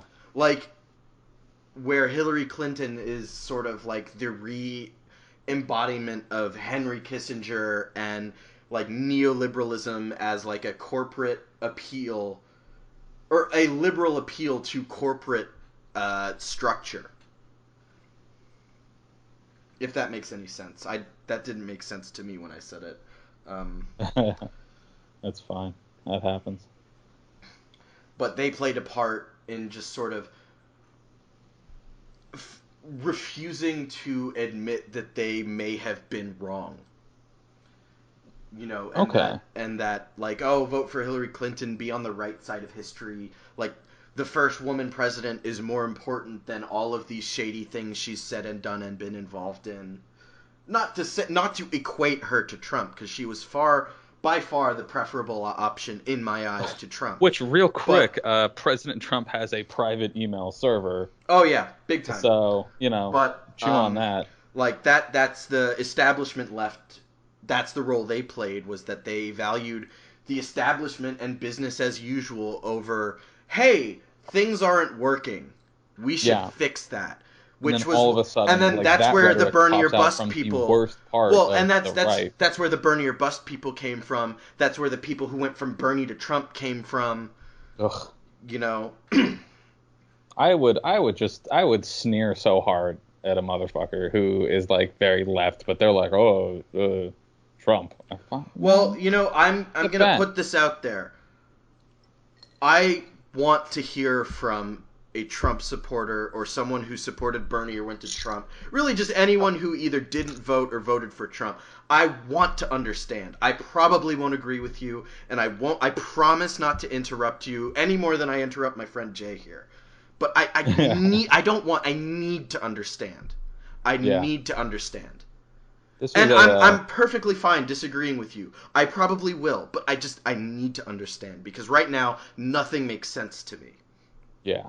And like, or people who still support him. Like, I don't get it. But I definitely feel like if we had somebody on the show who was a sort of regretful Trump voter, like the what was that like at Trump regrets or something on Twitter, Yeah, then yeah. I feel like that would only like work to feed our like, yeah, I sure did suck. Boy, weren't a lot of people dumb for voting for him. Nah, that's shitty on our part. But like to have somebody who's like who is still like very deeply in that mindset, I think that would, or deeply in that mindset, or is not a good way to say, is still very much in standing with their candidate. I don't know. Like, I feel like that would turn into the what I've talked about is like people living in different worlds. Like, we would try to compare notes on what our view of the world is, where we would be like, yeah, crime Well, has been that's at a ultimately historic where low I since think the we need 1980s. And to. they're like, no, it's the highest. People are getting That's murdered. that's ultimately where I think we need to go. And I think the problem is the way I see it right now is we're stuck in a negative feedback loop, and I'm all for resisting Trump right now because I believe he's worth resisting, but we can't let ourselves fall into the trap of continuing the momentum to just hating these people, because let's not kid ourselves. A lot of these most fervent Trump supporters, is that how you say it, fervent? Yeah. The most aggressive Trump supporters, they hate liberals. They believe we are absolutely wrong and that we want to hurt them. And I see a lot of that rhetoric pointed at the right too, and we can't do that because that just leads to bad things. And I've said this before and I'm repeating myself, so I'm not going to go down that road again. But is there anything else you have to say? Because I Man, have about another that, topic I can segue into, but man, I had another point on this about like theoretically bringing someone on who's like very Trump. Um, no, lost it. Go with it. Go with whatever you got. Wait, there was, yeah. oh Christ, there was something. I'm looking it up right now. There was this cracked article, and you know me, Yeah, I'm the worst. I still haven't been to Cracked in a long time because maybe they've changed, but to me they started getting really preachy. And And that's not wrong, and they've always been sort of but preachy. here, while you're looking for that, here's a good example. Speaking on terms of like preachy media and like just people being stupid, um, I won't suggest people get too into this because it's not worth getting into. But in, I think, 2014 or 2015, something called Gamergate happened, and I'm not going to go into the details. It essentially started with a sex scandal with a game developer and game journalists. So it was like a conflict of interest type deal, and it sort of turned into this weird exercise in internet tribalism and left versus right tribalism. And I got into it mostly because I'm sort of a hobbyist game developer, and so it sort of pertained to me in a very distant sense. But why I'm bringing it up is because if you browse Reddit, there are two subreddits that I recommend you look at. One is called Kotaku in Action, Mm-hmm. r/KOTAKUIN action, one word, and R Gamer Ghazi, literally just the word gamer with the Christ. Ghazi appended to it. Huh. um, and Kotaku in Action is probably the segment that people would consider to be alt right, I'm and looking at it gamer now. It's got a and lot of Gamer Ghazi would be the segment that people consider to be the radical left. And the reason I bring it up is because if you look at the two subreddits side by side, they echo a lot of the same rhetoric and logical structures of each other, but they just point it at each other, and they're so focused on hating on these straw men this straw man opposition that they don't Mhm. realize that they all just kind of want to play video games and not deal with bullshit. Yeah. Interesting. I'm looking at the Kotaku in action. It says gaming ethics, journalism, censorship, and it's got a lot of pictures of this character, this redheaded girl who I've seen around a bit, and I understand a little bit of who she is, wearing a green and purple striped sweater, whose name is Vivian James, whose name is supposed to reference video Yeah, that's games. that's like a 4chan thing. She's the feminine embodiment of video games in a certain way, but the definitely represents a lot of alt-right sentiment, it would seem. Anyway, yeah, man, boy, that all got pretty Yeah, complicated. The crack. it's something to look at. I recommend it to the listeners. I recommend it to you. I would say don't take a lot of it seriously, just because, like I said, there's merit to the Don't arguments. worry, there's no risk There's of that. merit to the arguments both side of the issue put forth, but it gets muddled up in this devotion to hating the other side so much. Yeah. So this cracked article I saw that is a listicle. They deal in listicles. It's their website, but they turn listicles into sort of more long form article writing and editorials. Why do I have to come out in defense of cracked? It's because that's where I get a lot of my information and ideology. The point is, It's fake news. it's look, if the Just don't respond to that. Real quick. I was watching a little bit of CNN. I made a bad joke with a bad voice. I was watching a little bit of CNN today because I'm at my parents' house and because that's the environment where I get exposed to mainstream television news. And I would love if CNN came out today or at any point and they're like, look, us, NBC, BBC, Fox News, a little bit now even, any sort of news source you go to, like the president's like, calling us out on shit. And yeah, that's fair to a certain extent. Because we are owned by corporations, we're corporate news media and stuff. So there's definitely a certain amount of political bias in any news station you watch. But if the government is implementing state-approved media and news, you shouldn't you should be pretty wary of that because they definitely want you to as much as we want you to see the world in a certain way. They have a much clearer agenda to form propaganda. If we're propaganda, they are definitely propaganda. Okay, so maybe don't trust us or them. If you're not going to trust us, definitely don't trust state-sponsored media. Anyway, that was just something I would like to see CNN say. Cracked that I don't know, to my knowledge, is any amount of corporately sponsored. Oh, fake it news. Absolutely is. It's arm of a corporation. It's a for-profit company. I wonder. I haven't dug around any. I wonder if they're owned by Time Warner or some shit. I think everything is owned by Time Warner at this point. No, they're not owned by Time Warner. I forget who they're owned by. Viacom, I want to say they had some sort of relationship to Gawker, but I don't know for sure. I don't know either. Anyway. Actually, don't listen to me. I think that's BS. I'm probably wrong. Are you allowed Gawker's just the media company I know. Are you allowed to because it was brought down by fucking Hulk Hogan. But, Hulk Hogan. Are you allowed to ever agree with rhetoric or points made by websites that have a certain amount of corporate or political bias? Oh yeah, no. Good points can come from anywhere. You don't have to agree with their conclusion, and you don't have to agree with other points they make. But and you don't have to take anything they say. But here's an example. I fundamentally disagree with most of what Trump says, but I do agree that the Trans-Pacific Partnership was a bad deal. And I remember seeing he was taking that down, and I thought oh, Dave hated the Trans-Pacific Partnership. I wonder how he feels about this. Yeah, I agreed with that. And if he had focused on that... And you're not so shitty bipartisan as to say, well, maybe the TPP was good now that Trump's taken down. No, because I know you're sensible, and you were just okay, so he did the one thing right. Right. I guess. And, his rhetoric of the establishment versus the people made sense. His conclusion was wrong, I think. And certainly his actions don't match his words, in my view. Yeah. But hey.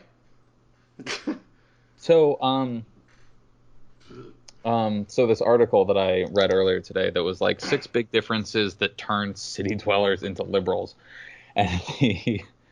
And I don't like the way that headline's lined up. Look that up on Cracked. 6 big differences that turn city dwellers into liberals. I don't like that. I don't care for that. But it makes a certain point of when it talks about the divide between city versus country and that cultural divide in the United States. And they talk about how country life is mostly characterized by independence and city life is broadly characterized by interdependence and reliance on the government and government structures and putting your tax dollars in to receive back public infrastructure and utilities and such. But what they talk about is like the main ethos of this is like, look, if like I think the subhead title to this was like from a convert's perspective or something.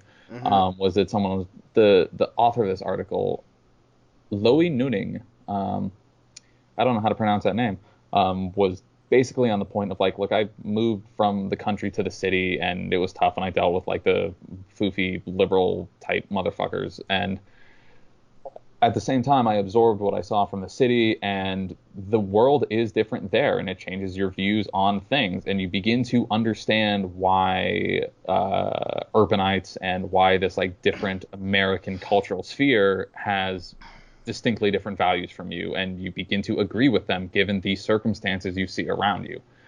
You agree that like this is that their values work in this environment and that the environments are different. And they talk about homelessness and they talk about immigrants. I thought it pushed all of my confirmation bias buttons for sure. Well, I would say the easy thing to say right there is it would probably work in reverse too. That's what I'm saying, is that I would hope, because I've seen from Cracked like a lot of people advocating for while the election was going on, and I guess it was phrased poorly because they are like very liberal-ish. There was a podcast that was like how half of the country went insane. That's not phrased well, but it's like it was deconstructing for the liberal types who consume Cracked media. It was deconstructing and like explaining like, this is what's going on for a lot of the country that you don't pay attention to, and what their feelings are in regard to like seeing Trump and like seeing this is the change we want and going for that. And that gave me like a certain amount of like positive insight onto like the other side of the coin. So I would hope that anyone who is hate listening to us and our liberal asses would at least try to read this article and like think about, the way the other half lives, because I've been trying to do that as much myself. At the same time, and now I'm gonna piss those people off. Something else I was listening to, because I listened to also Dan Harmon's podcast, Harmontown, where he talked to, and he's been on a fucking tear. You can see his Twitter. He's going crazy like day by day with this administration. Oh yeah, comedians are getting so much out of this. Oh yeah, and he makes a certain amount of salient points, and he makes a certain amount of like bullshit points, because he's his own level of crazy neurotic narcissist. But what he talked about is like, so what you get in the last year or two with the Trump campaign and the election and the like and this uprising of the white rural lower class working class, what you get out of that is a sort of like anti-intellectual rebellion, where it is designed to fight against the concept of like the political and intellectual elite, like in the government, like in academia, and like whatever the fuck. And so that's why they valued Trump so highly, was because he was outside of that. And what he said, which I agreed with, and probably in no small part because I low-key idolize the man. So I'm just heads up, I'm wicked biased, was like, okay, so if this was an anti-intellectual revolution, you can acknowledge that and you can say like, that makes sense from your perspective, but that's not a good thing.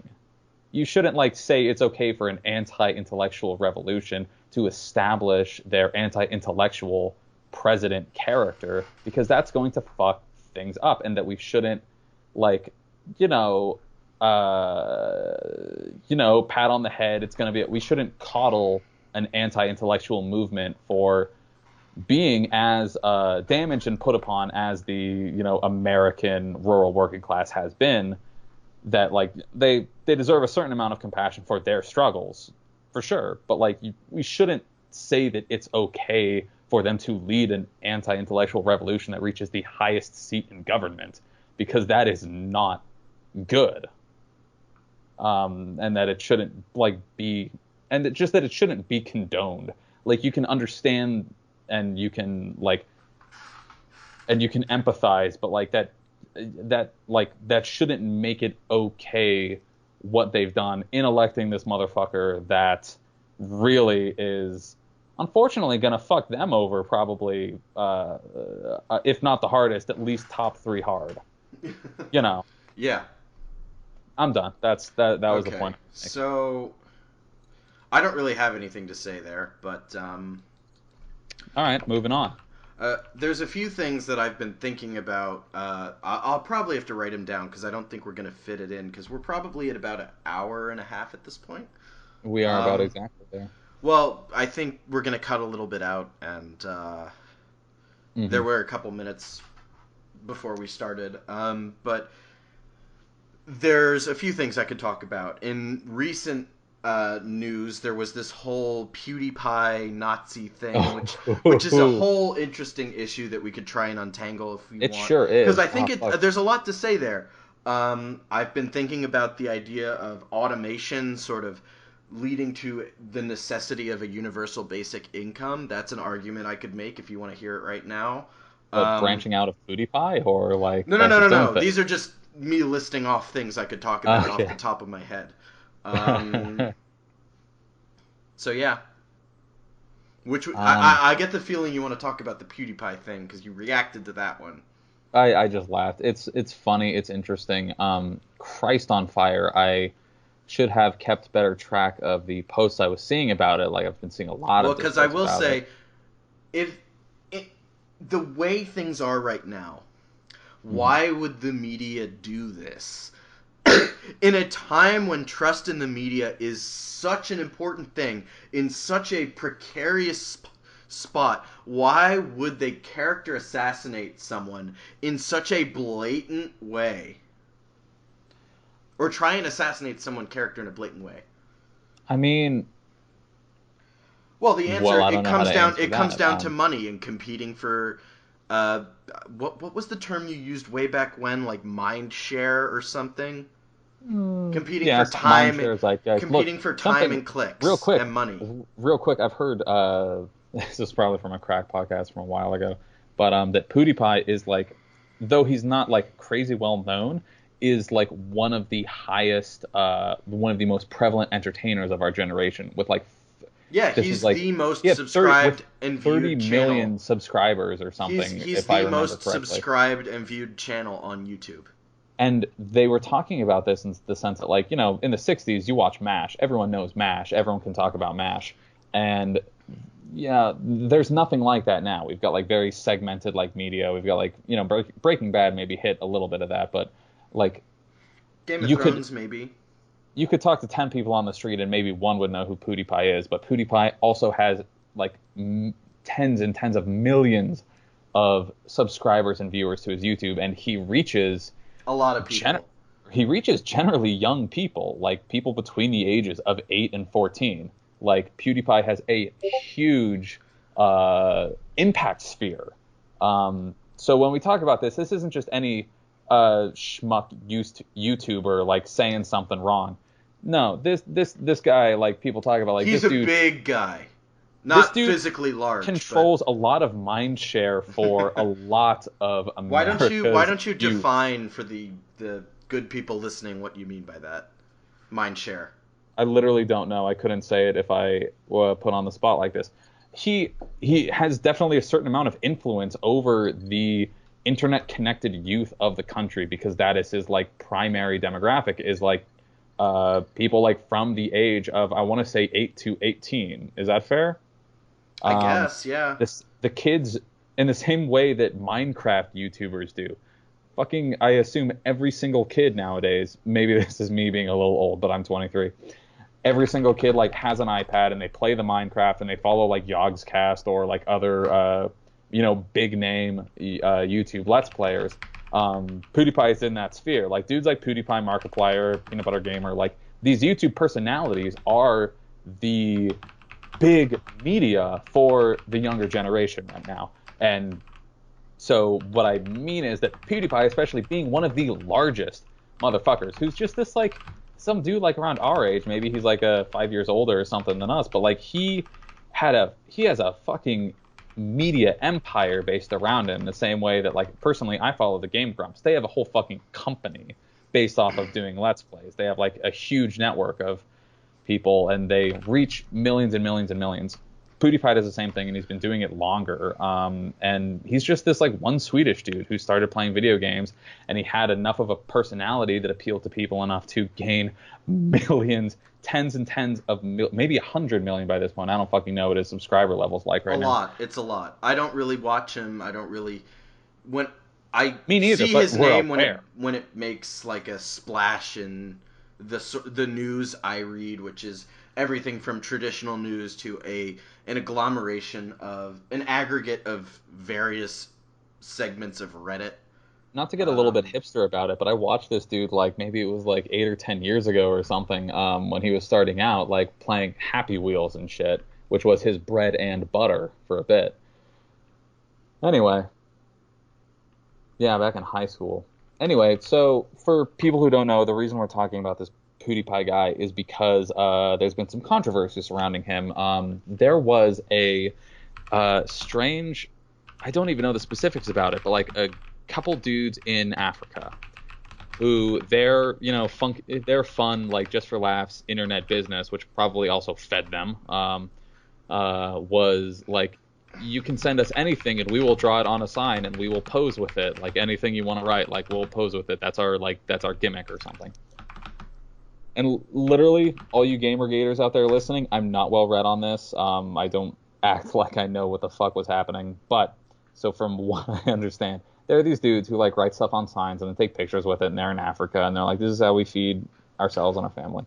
you're Uh, giving the through, context before through you give the Bitcoin. I'm giving the story. context from what I understand of it, which is literally not much because Yeah. I don't do Well, investigative I journalism I've about seen gamer enough shit. about this. The short version is there's a website where you can give people $5 and they'll basically do whatever you ask. PewDiePie pushed it to extreme lengths where he had people dress up like Jesus and talk about how Hitler was right. Like Yeah. people holding up signs in the street about like death to the Jews or something like that.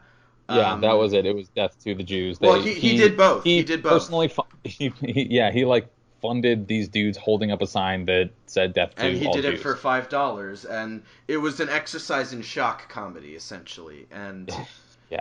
what happened was the Wall Street Journal took that and a couple other out of context jokes pertaining to Hitler, and they wrote a hit piece on him, essentially calling him a Nazi. And a bunch of other more traditional media outlets jumped on that and dogpiled him.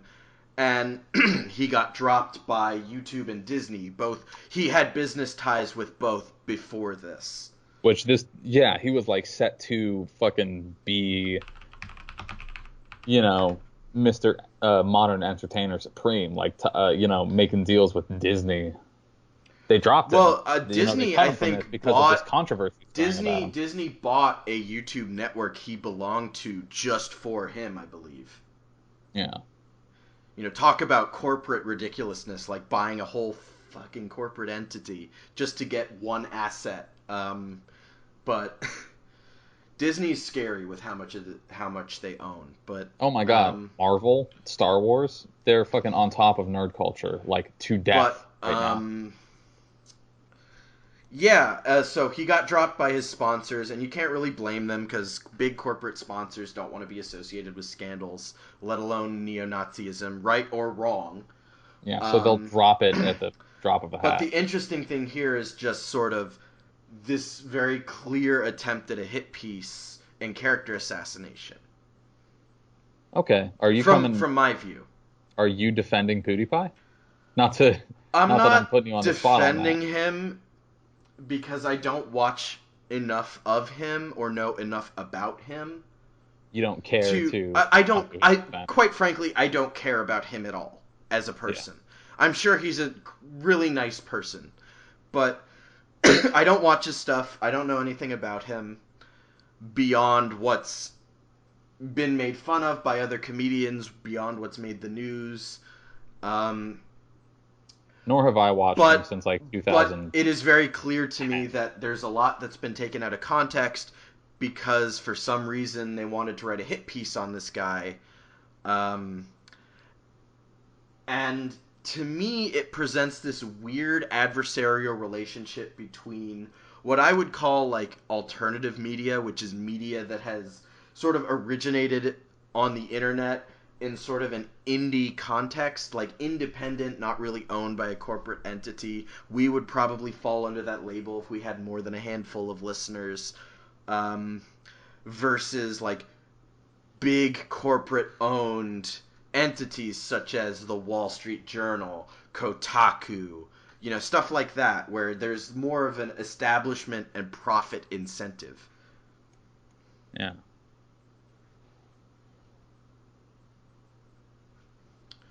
Do you think this was a form of like corporate censorship, like just for these companies to like, I don't know. I don't know that it was protect their bases? censorship.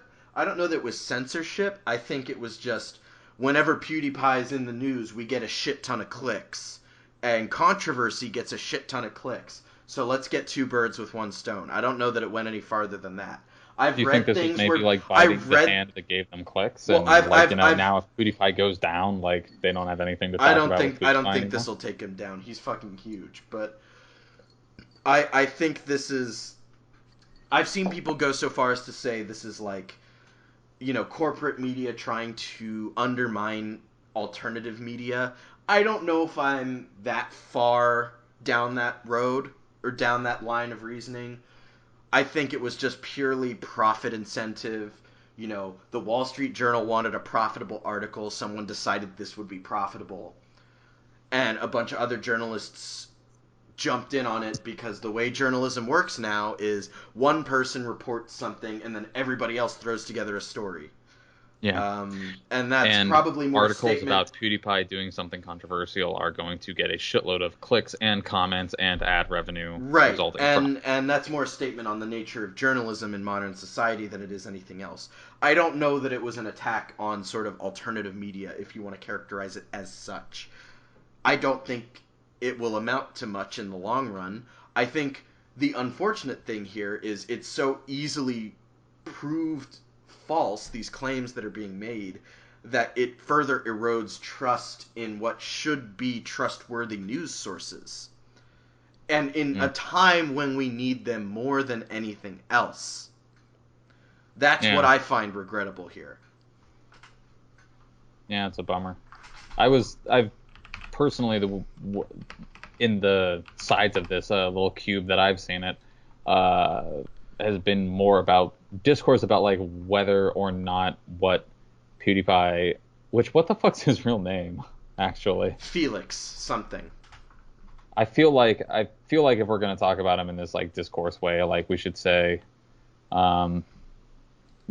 Felix Arvid Ulf Kjellberg. So gonna say Kjellberg. I watched his apology video. He seems like a nice guy, and he did admit, maybe he pushed a little too much with this joke of his. I didn't see that video. He did make an apology. And you know what? Was it one of those like, only I'm human. sorry Everybody... I offended you? No. Not like I'm sorry for what I said. It was. He said, I wanted to make a joke. I'm not the best comedian in the world. Clearly, I crossed a line. Yeah, he resorted to shock comedy that like hit too hard of a vein in American culture. This is something right now that I think also is something that's left the public perception, is that people are human. People make mistakes. And this idea that something someone said or did 10 years ago still applies. Well, if they've said something different now, like, this was one of the things that people used against Hillary Clinton that I thought was stupid. Like, okay, yeah, she said something against gay marriage 20 years ago, but that was 20 years ago. She's said different things since. People change. Yeah. And ideally, this would be like a good moment for... Well, in this apology video, Felix himself said, like, you know what? I'm learning from this. I'm growing as a person. How do you be a big YouTube name for like 10 years and not step on that landmine yet? That this be the moment where like he did something that was too edgy that riled people up. Yeah. I don't know. He keeps it, I guess, normally chill prior to. But I mean, he So seems like a nice person. He made an so honest mistake, in my opinion. yeah, and I, believe people just like do dumb shit. I like, and I, like to believe that and stuff.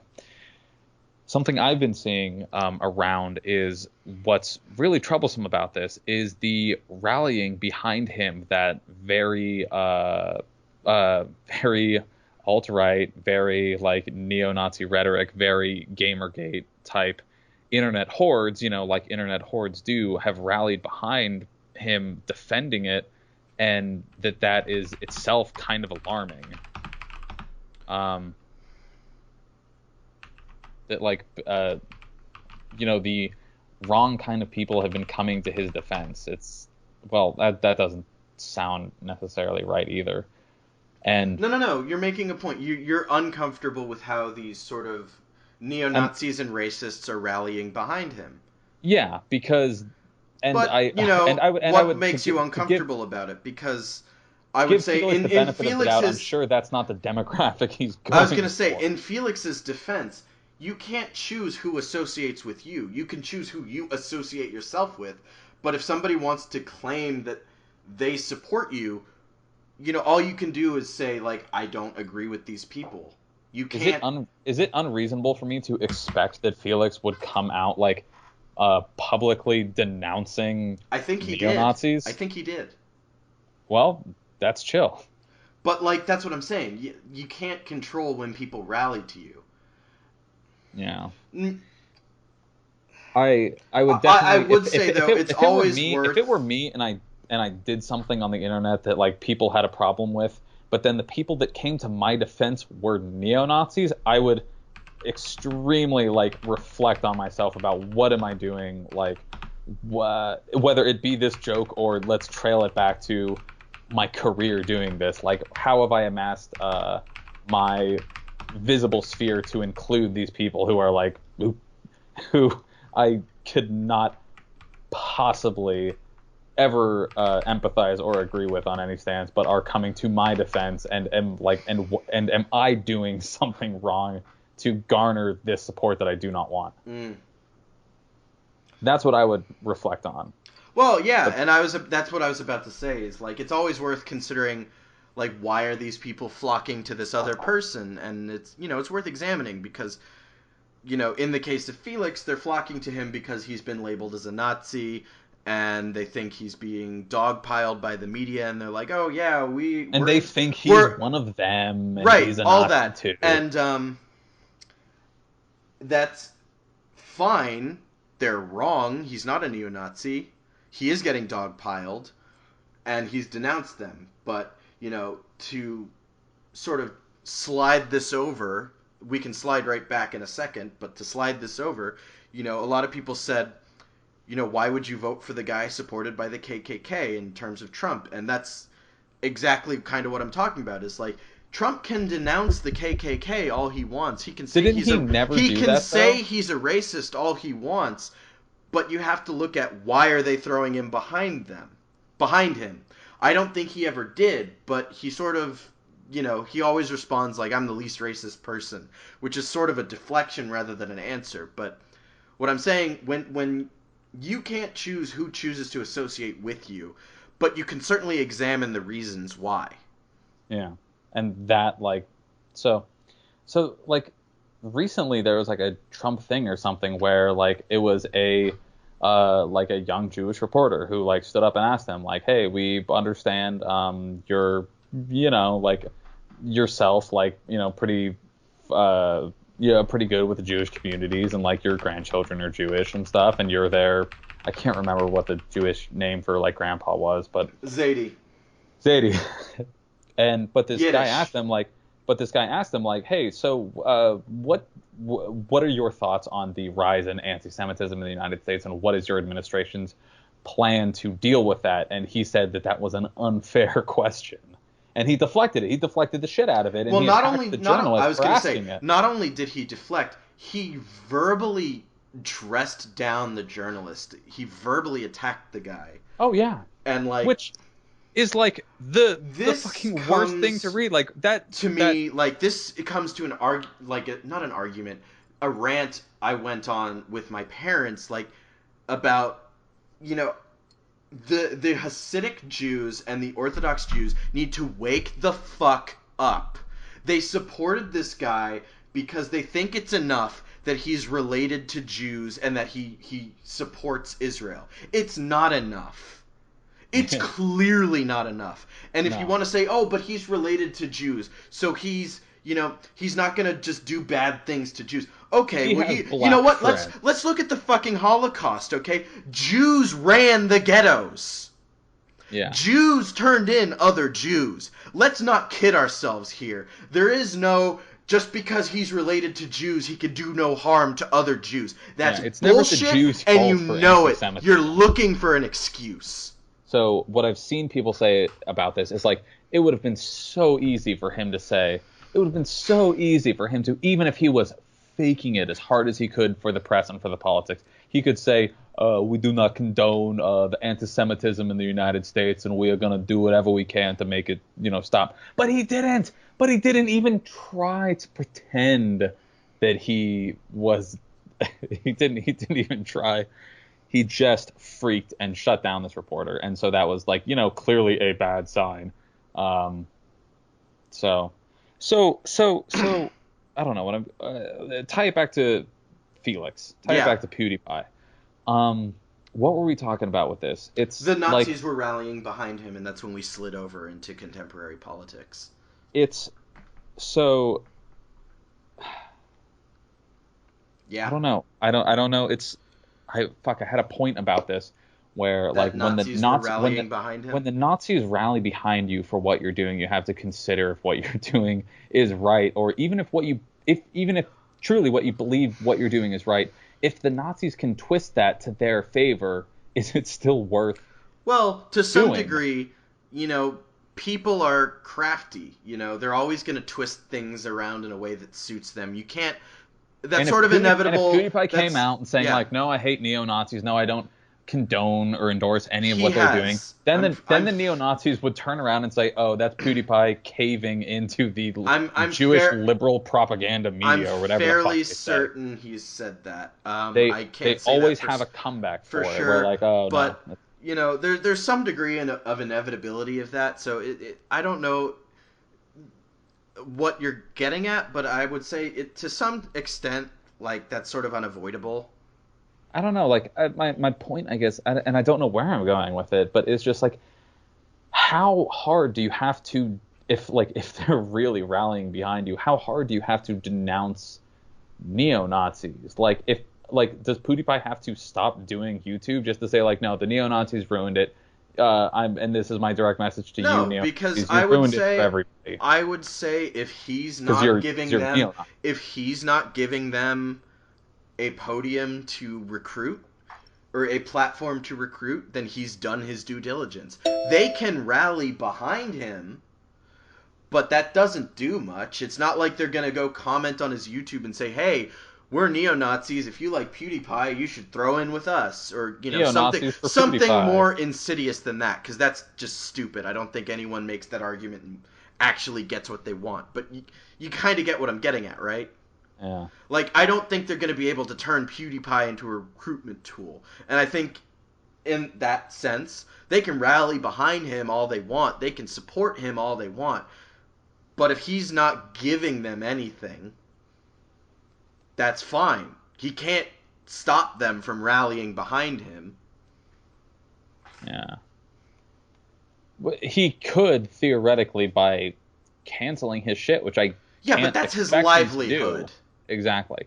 Man, you cannot suspend your livelihood for something that I would say is sort of inconsequential. I don't know to what extent PewDiePie is a recruitment tool against even his will for... I don't think he's a recruitment tool. Because think about it. He has to...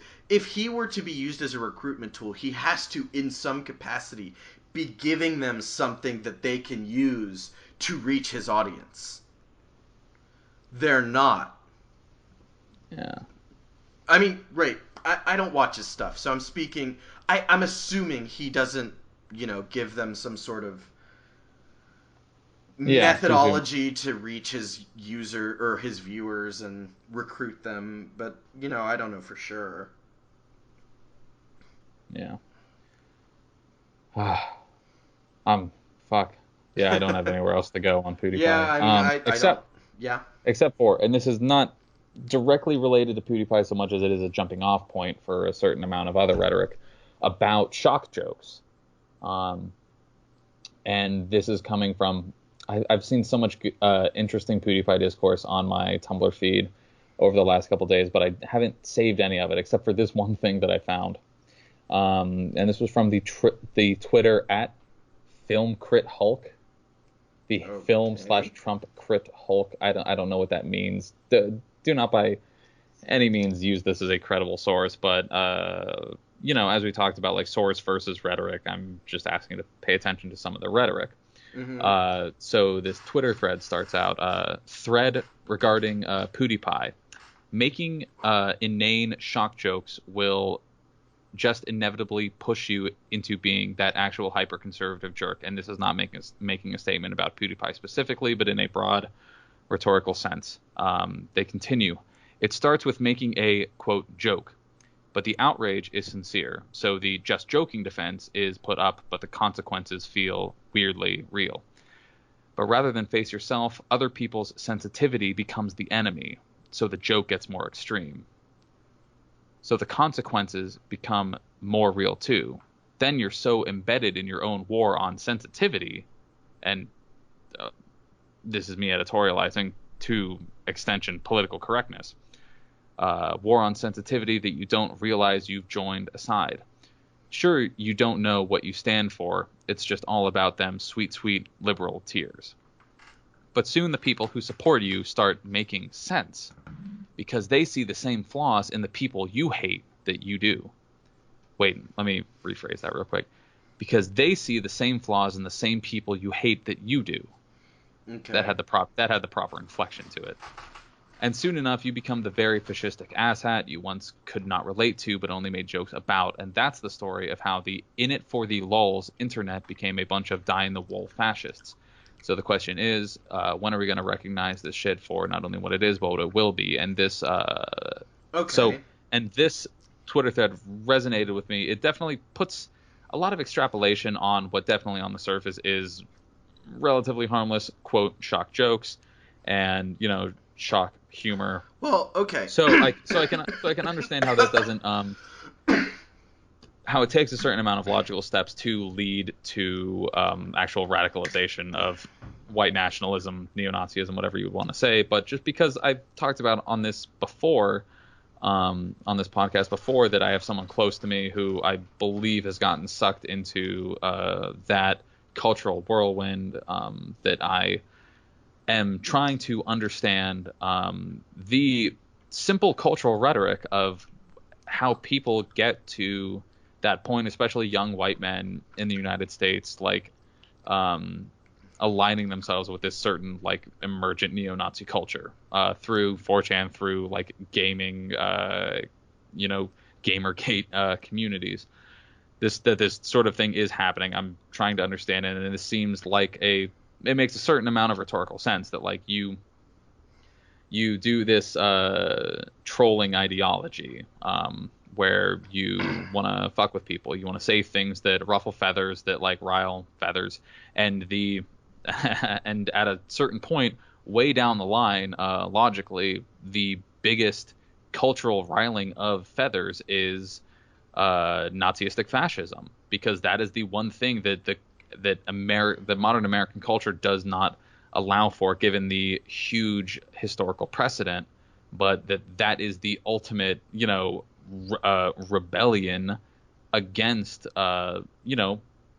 popular like mainstream culture, is to, and especially when the culture reflects the concept of political correctness and progressivist ideology, especially in language policing, that the best way to rebel is to, maybe not the best way, but the most intense rebellion is defying all of these social standards of political correctness that then leads you into a distinctly like antisocial, like, you know, uh, anti, I guess I can't say anti-fascist, but like a pro-fascist ideology, because fascism is like the uh, like farthest thing that any Yeah. ideology in the world currently wants to lead towards. And I literally got a Steam notification right now that this dude I've been talking about has just started playing a Warhammer 40k game.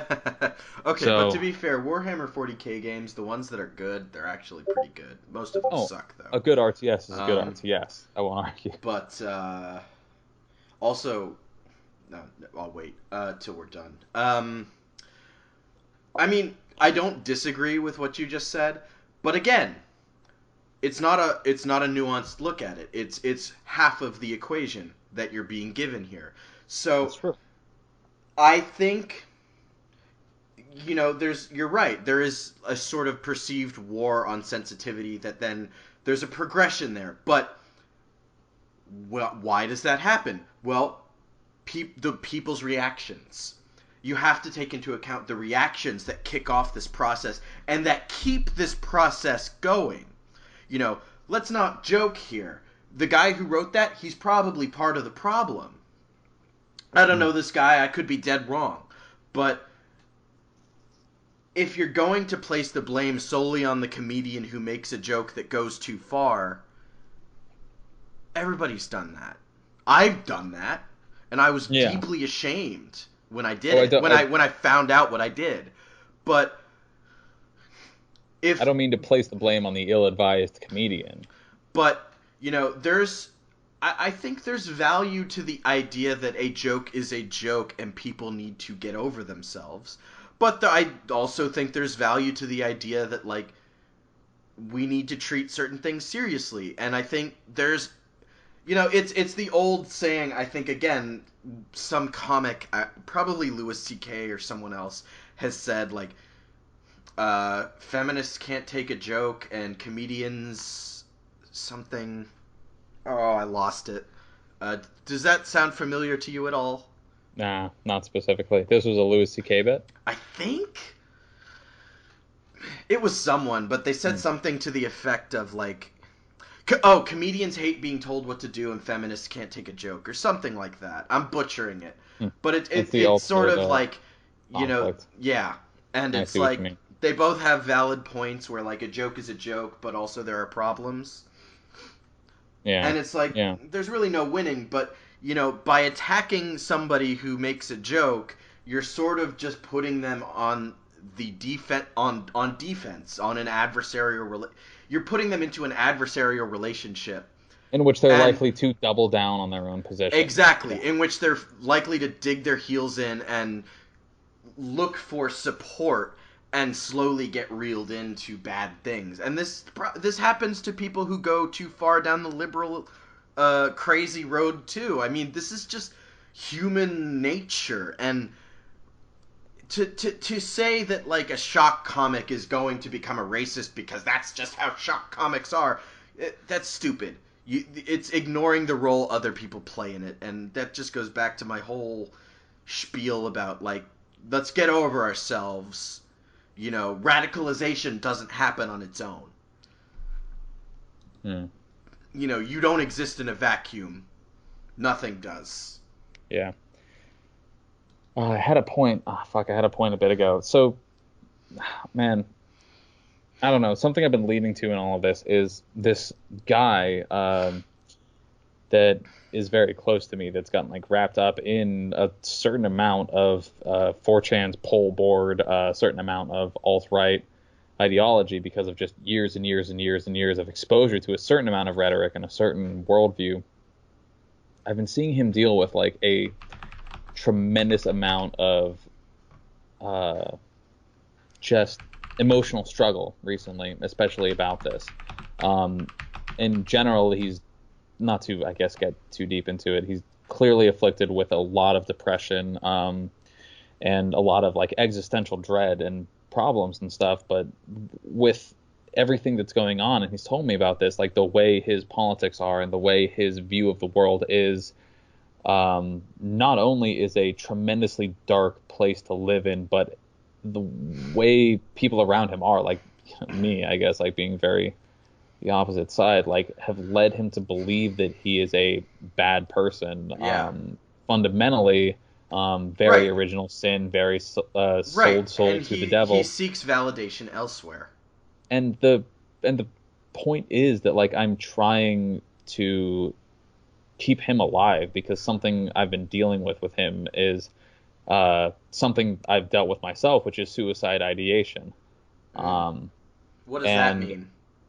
just thinking constantly about killing yourself or just dying in general, like Oh, thinking okay. about like Because how I was gonna chill it would say be there to were just some rough die. points in my life where my self-preservation instinct has always been too strong to actually consider suicide. But at my lowest, I've had points where it's like, who would go to my funeral? What would they say at my funeral? Is that what Oh, you mean? I yes, in my experience, that doesn't happen at my lowest. That happens at any time I fight with any member of my family. I think like, well, how would you feel if I was just dead all of a sudden? Fuck you. Little Oh, vindictive. okay. Little fucked up, little vindictive. But no, he and I have both been dealing with a lot of suicidal thoughts and stuff, and I'm trying to help him with this stuff, but like I don't know how to reach somebody who's so far down this rabbit hole of be it alt-right or be it just general internet conspiracy theory rhetoric, which he definitely is. He talks about Pizzagate, which is a conspiracy theory that the Clintons are part of like an underground pedophile torture ring through a pizza shop, which I have a very difficult time believing. He's one of these people who needs to tell people about the conspiracies and like try to get them to believe it as he does when it's, especially in my case, uh, I don't I don't know, even if it were real, like I wouldn't give a shit. Well, I yeah. To a certain extent, like there's no way for me to prove it aside from reading like so much dubious literature on the internet. Yeah.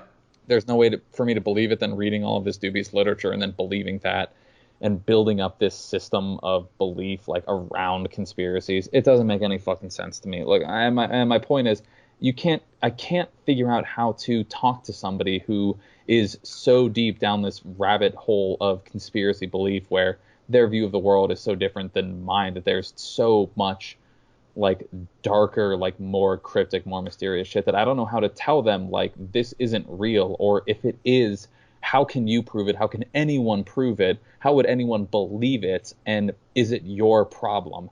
And my biggest point is it your problem? And that is the hardest to convince somebody of, especially with any certain amount of sense of righteousness about an idea. And it doesn't, and I can't advocate for that myself because I would hate to be on the opposite side of that and like receive like any message that says like, well, just don't think about it, just like, you know, put your head back in the fucking sand, because that's honestly what I do about a certain amount of shit that comes across my fucking plate, especially when this dude sends it to me about this conspiracy, that Pizzagate, they have a system of handkerchiefs and code and emails that they use to torture children sexually or something, and I'm like, look, even if this was like, even if I read any of this and this made any amount of sense, this is not the world I want to fucking live in. And this feeds into my belief that to a certain extent, you do choose what you believe out of the loads of conflicting information that you receive about the nature of the world and about the nature of people. You do choose what you believe and what you want to be the truth in the world that you live in. And that's what I sort of ascribe to, but that's not, you know, compelling, charismatic rhetoric to tell someone to like, hey, maybe try to push all of these beliefs into push them all out of your mind so that you can believe in a slightly more comfortable, less nightmarish world.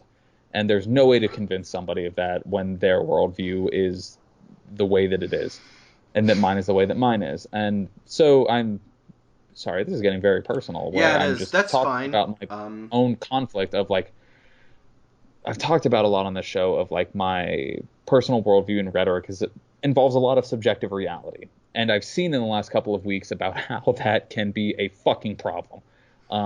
And it doesn't help me resolve anything with the other people in my life. It is only a tool for me to try and not kill myself when I absorb a lot of information about the world. So Is to like kind of a little pick and choose what I believe and what I want the world to be like. Yeah. So I think I have one more argument to make, and then I think might be a good idea to start wrapping it up. Definitely. Yeah. So kind of going on this logic of what you were talking about of shock comics devolving into, or evolving, depending on how you want to look at it, into like proto-fascists. You could sort of say, and this plays into my narrative of liberals not being blameless, of the rhetoric of white privilege and stuff like that, and male privilege when it comes to issues of race and feminism or sexism, in the sense that they make sense in theory. Like what I've read about them, the theory of it makes sense, that you enjoy unearned benefits or assumptions in the larger context of society because of your demographics. Yeah. But the way I see it applied, it often is used as a tool to sort of browbeat white men. And I think you'd agree with me to some extent. And I think that's what sort of leads to this. People want validation. They want to feel good.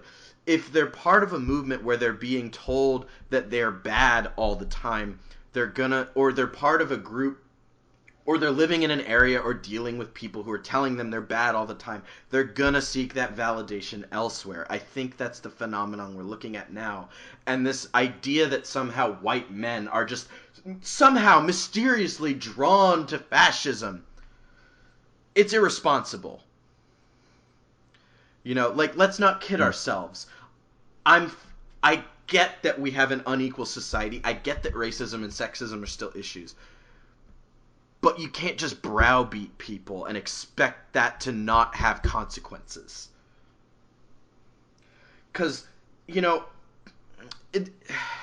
it's debatable as to whether I fully qualify as a white male because Judaism and an ethnic appearance.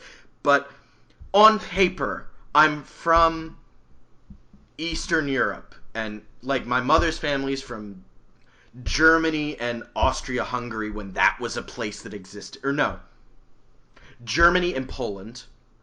My father's family is from Russia, God only knows where in Russia, and Austria-Hungary when that was a country that still existed. Yeah. And both sides descended from Jewish refugees.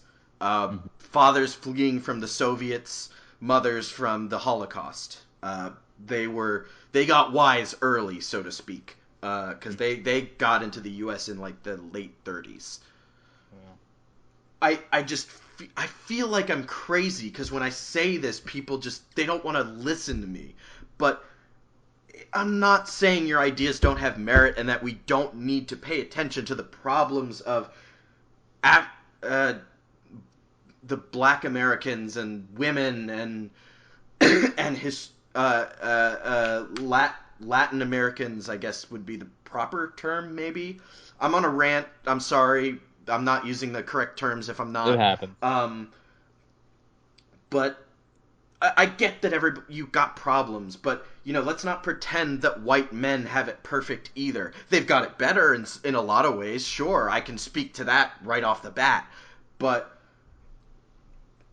a lot of them want to help, and they were just unfortunately raised with this idea that we live in a post-racial, post-sexist world, or they came to believe that, and browbeating them does no one any good. In fact, it's created some of the momentum of this alt-right, I would say. Alternatively, I believe what you mean about browbeating, but like when we talk about definition of browbeating, something that stuck with me for a while was this quote that was when superiority is normal, equality feels like oppression. Right, that's true, because you feel entitled to what you have, but it's not a zero-sum game. Yeah. And again, that goes to the rhetoric of the people advocating for change. You're not taking anything away from these people. But when you constantly belittle them, when you constantly treat them as if their opinions don't matter, their concerns don't matter, even if they are inconsequential concerns that are born from an inherent misunderstanding of what you're trying to do, that doesn't mean you get to browbeat them, because you just turn them into opposition. That's what I'm trying to say. We are as somebody who believes in a lot of these ideas of equality, of we need to somehow move to an ideal universe where racism isn't a thing and where sexism isn't an issue. We are inventing our enemies now. We are manufacturing our opposition by belittling people who belong to certain demographics. I'm not trying to say that the alt-right is right and that they're justified, because they're not. But I can understand how a lot of the people got there from where I was, because I experienced some of that break with liberal thought. Yeah. I got tired of Me being told off for being a man and talking about sexism. I got tired of being told off for being told I'm white when I wanted to talk about discrimination.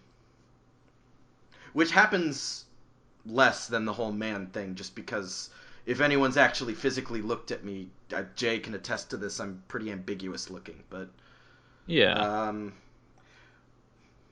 It's an interesting social commentary there, because a lot of people who are belonging to minority demographics can sort of say, okay, this guy is like pretty white right off the bat, but a lot of white people are like, are you Indian? Are you Mexican? Are you half black? And it's like, there's probably some interesting social commentary there. Yeah. We should have like a double blind test to say like, what ethnicity is Dave? Yeah. But what I'm saying is, I can understand that disillusionment because I've been through it. I didn't go that far because I'm sure there's a lot of reasons, but if we want to win, we can't give our opposition ammunition. Like, we cannot give them recruits, and I agree with that. I get the idea of, like, you're just so fed up and you gotta vent and, you're gonna use inaccurate language. I get that, because I've said nasty things about non-Jews in the privacy of my own home. But that's the privacy of my own home. No one else can... on the goy. No one can hear me. And I don't mean all non-Jews are bad people. This is stuff I've said to my parents and family. This is not stuff I've said publicly on Twitter or on Facebook or in a public forum. And I think that's the difference. Like, a lot of people will say, oh, Tumblr's a space to vent, or Twitter's a space to vent. Well, but it's not. It's public. Yeah. Everything is public out there on the internet. And I don't really have much else to say, because I'm starting to get hungry and tired, really. Yeah, me too. I've run out of steam, but I mean, that shows that we have a sort of good MO to making this podcast, where we both sort of like... Yeah. We both run out of it. So, I think you've been listening to... Yeah. Huh? No, play us off, or whatever it is. You've been listening to Open Discourse number 8. I'm Jay. I'm here with Dave, as always, and we talk about all kinds of shit. I see a lot of podcasts that like are in the hundreds of episodes, and they do it weekly. So, over the course of a year, you accumulate 50. 52. If you do it for a couple of years, you can get 200 podcasts out. But man, even breaking 8 like we have now feels like a fucking some kind of accomplishment. Yeah, you think? I don't know, a little bit, because we struggle, especially with me, to get our shit together and get recording on a regular basis. Well, I mean, It's just the two of us. We're doing this in our spare time. Real life happens. Yeah.